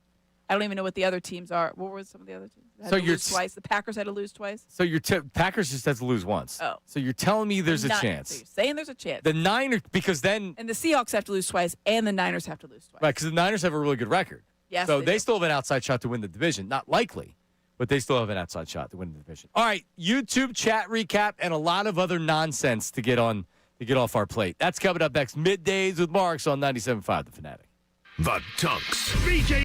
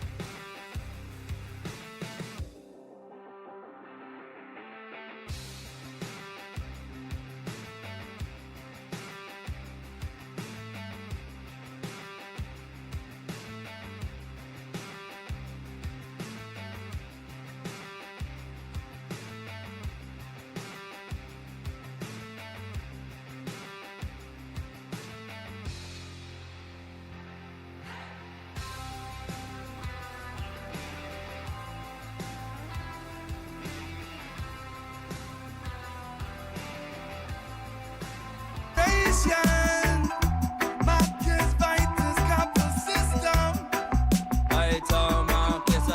right, we're back middays with Marks, Amy Fadul, Ray Diggity Dunn, YouTube chat recap coming up. Just remember, I talk a lot about watching on YouTube, either live or whenever. Right? You can watch whenever you want to. Also, we do other videos outside of just the shows, but also keep this in mind, because I'm an audio person at heart. If you miss any portion of the show, you're not screwed. You can actually listen to it whenever you want to. Just wherever you get your podcasts, search Middays with Marks, and you can do it. We break it down hour by hour, and you can listen on your, the ride home from work. You're like, oh, let me check out to see what Marks and crew we're talking about today. We break it down hour by hour. We give you the details of what we're talking about, so you can kind of pick and choose what you want to listen to. It's available wherever you find your podcast. We also, it'd be nice if you left a 5-star review, Ray Dunn. Right? It would be. Most recent one was from Bren. Can't wait for Midday Ray live at Club Risque. How about that? Midday Ray, he's not gay because he's at Club Risque. Right? Yeah, sure. That's the way you want to brand it. For a day. Right? Because we're going to send them down to the Pride Parade. You sounded like you were like getting ready to do like a Shooter McGavin. I just may. You're going to eat some hay? Ray's a good rhyming word. You can do a lot with Ray. You can. Right? Yeah. There you go. I've got a good name for rhymes, for just show business in general. The Dunn puns roll off the tongue for people. Ray rhymes with a lot. Dickie Dunn, I was told Anthony called you. The cuz called you Dickie Dunn because you look like Dickie. No. The rapper. No, that's not at all. No? No, Dickie Dunn was a character from Slapshot. Was the journalist in Slapshot. Oh. So that's right. That movie I never saw that people tell me I need to watch. Yes, which was also the case when he called me that, because I had no idea where it was coming from. Someone said to him, and he was like, Dickie Dunn. And then I was a character in the Cuz universe there for. Do you look like Dickie Dunn, or it's just because of your last name? It's just because of the last. You look like Lil Dicky. Do I? Yeah. Kinda. A little bit. Really? Yeah. A little bit. I think it's just because I have a beard. Yeah. Yeah, that is. Well, Yeah, Ray, you're talking with a short white guy with dark hair. I have a beard. I look like everybody. Everybody's telling me, you look like this guy. You look like that guy. Thanks.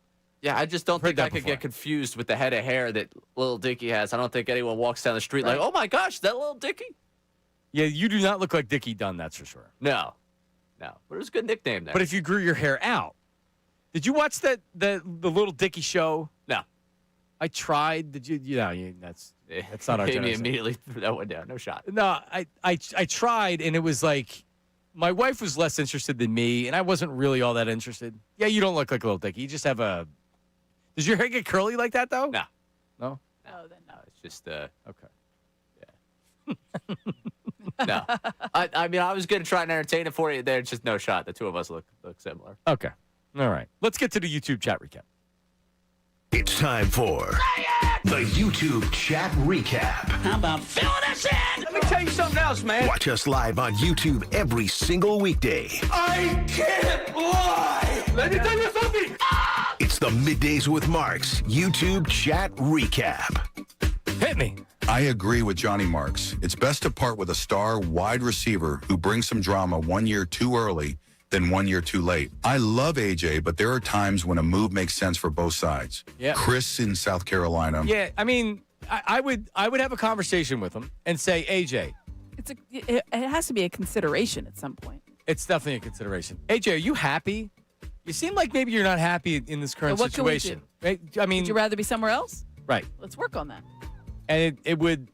Here's the main question: are you making your team worse? Because if you're making your team worse, I don't want to do it. But if it's keeping Dallas Goedert and the Kobe Dean, and you're getting a draft pick, and you're going to go out and draft another wide receiver, and you're going to sign a veteran wide receiver, they don't throw the ball enough. Jalen Hurts doesn't need toys like this. No. All right. It doesn't work. All right, what's next? John, that is a great shirt to wear if you're doing an oil change. Andrew from the YouTube chat. Damn right. My dad wears shirts like this. He's out working in the elements. All right? Yeah. I'm not here tomorrow, so I was doing Flannel Friday today. Oh, And I got the memo. Well, you always wear flannel. Correct. I could do flannel every day. That's just your wardrobe. Pretty much. Is that a Target? I have no idea where this came from. Mom? Probably, if I had to guess. I don't shop for clothes, so if there's... You don't? No. I'm like a holiday clothes. And, Yeah. well, but that's not enough clothes to clothe you the entire year. I mean, I'm not telling you I come in here most days and you're dressed in sweatpants and a Temple shirt. Right. Temple does a really good job of clothing me as well. So, yeah, it's about Temple and just about whatever someone buys for me. He'll have a Temple. It's a long sleeve collared shirt, but it looks like a golf shirt, but it's long sleeve. And a pair of sweatpants that don't match. But he also is only Really? seen from the... I haven't worn sweatpants with you that much for you to have a sweatpants that don't match. Well, maybe feeling. you think they match. I've only worn sweatpants with you a handful of times, I think. I mean, I'm not paying that close attention because... well, that's what I'm defending my style of this. You can wear whatever you want to. I'm just saying that I guess I'm not surprised that... Well, it's just surprising to hear a man, because you're 25, Yeah. that only has clothes from their parents from Christmas. Yeah. Or something that was bought for me otherwise. Or like free yeah. gear. Yeah. If it's free, it's for Ray.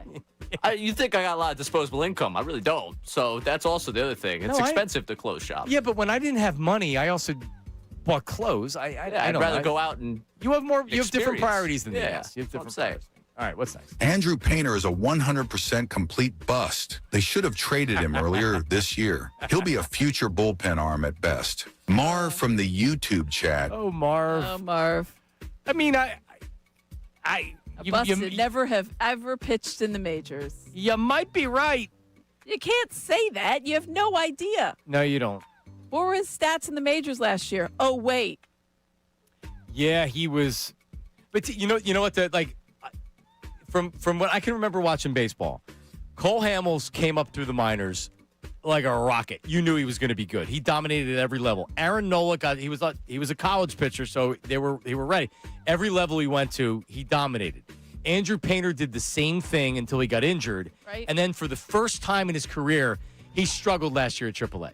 So and he's coming off a surgery. So it's a matter of how does he respond to that? He's never struggled before as a pitcher, ever. So how does he respond to that? That's the big question. But to say Well, it's easier to say that on YouTube than if you're Dave Exactly. Dombrowski or me. I am hopeful he's your number 5 starter. I mean, look at it this way.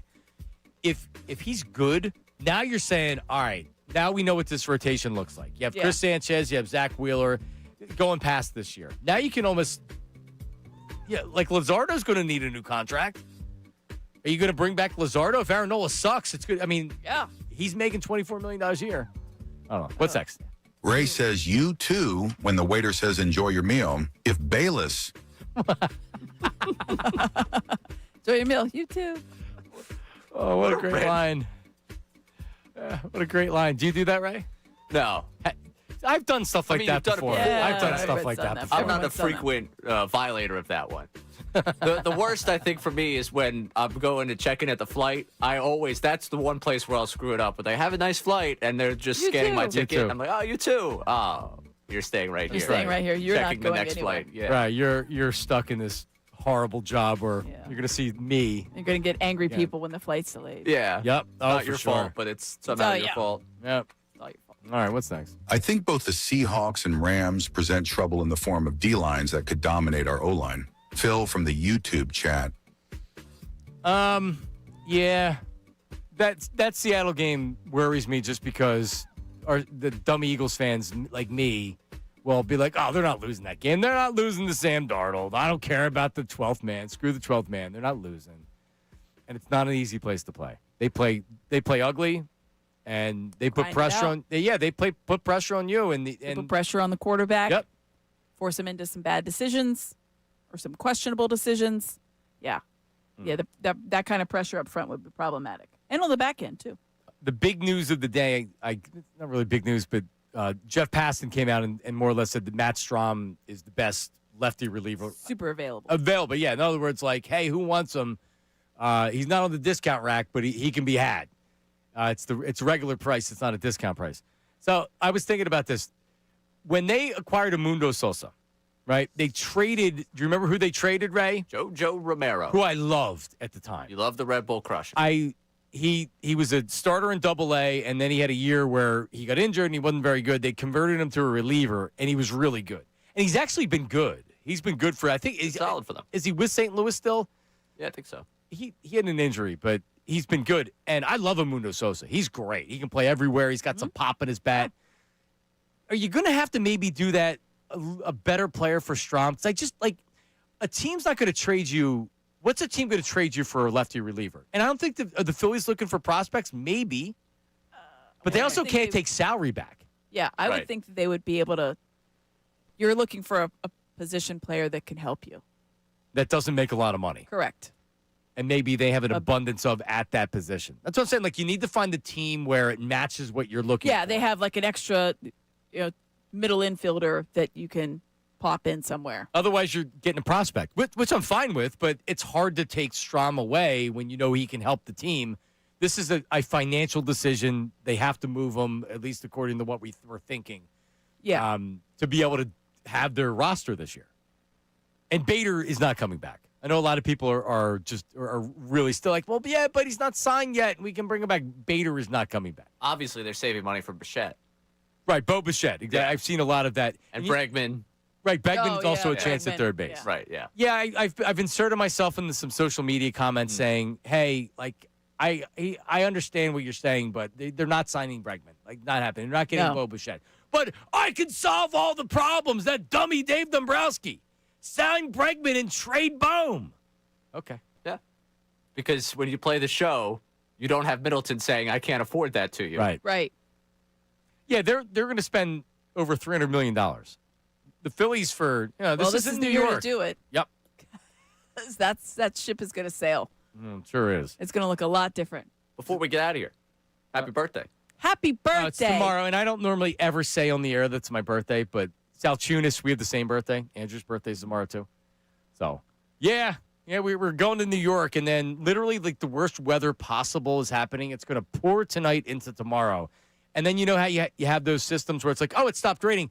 Oh, but it went from 50 degrees to 20 degrees in an hour. Yeah, and do you like wind? We got that. 50-mile-an-hour wind. So because my girls wanted to go up and see the tree and Rockefeller and everything else. And it's That's not a day you want to be walking outside. I'm not walking around 30 miles an hour. You can look at some lovely Phoenixville has a tree. Wayne has a tree. There you go. Those trees. You can walk and get something to eat.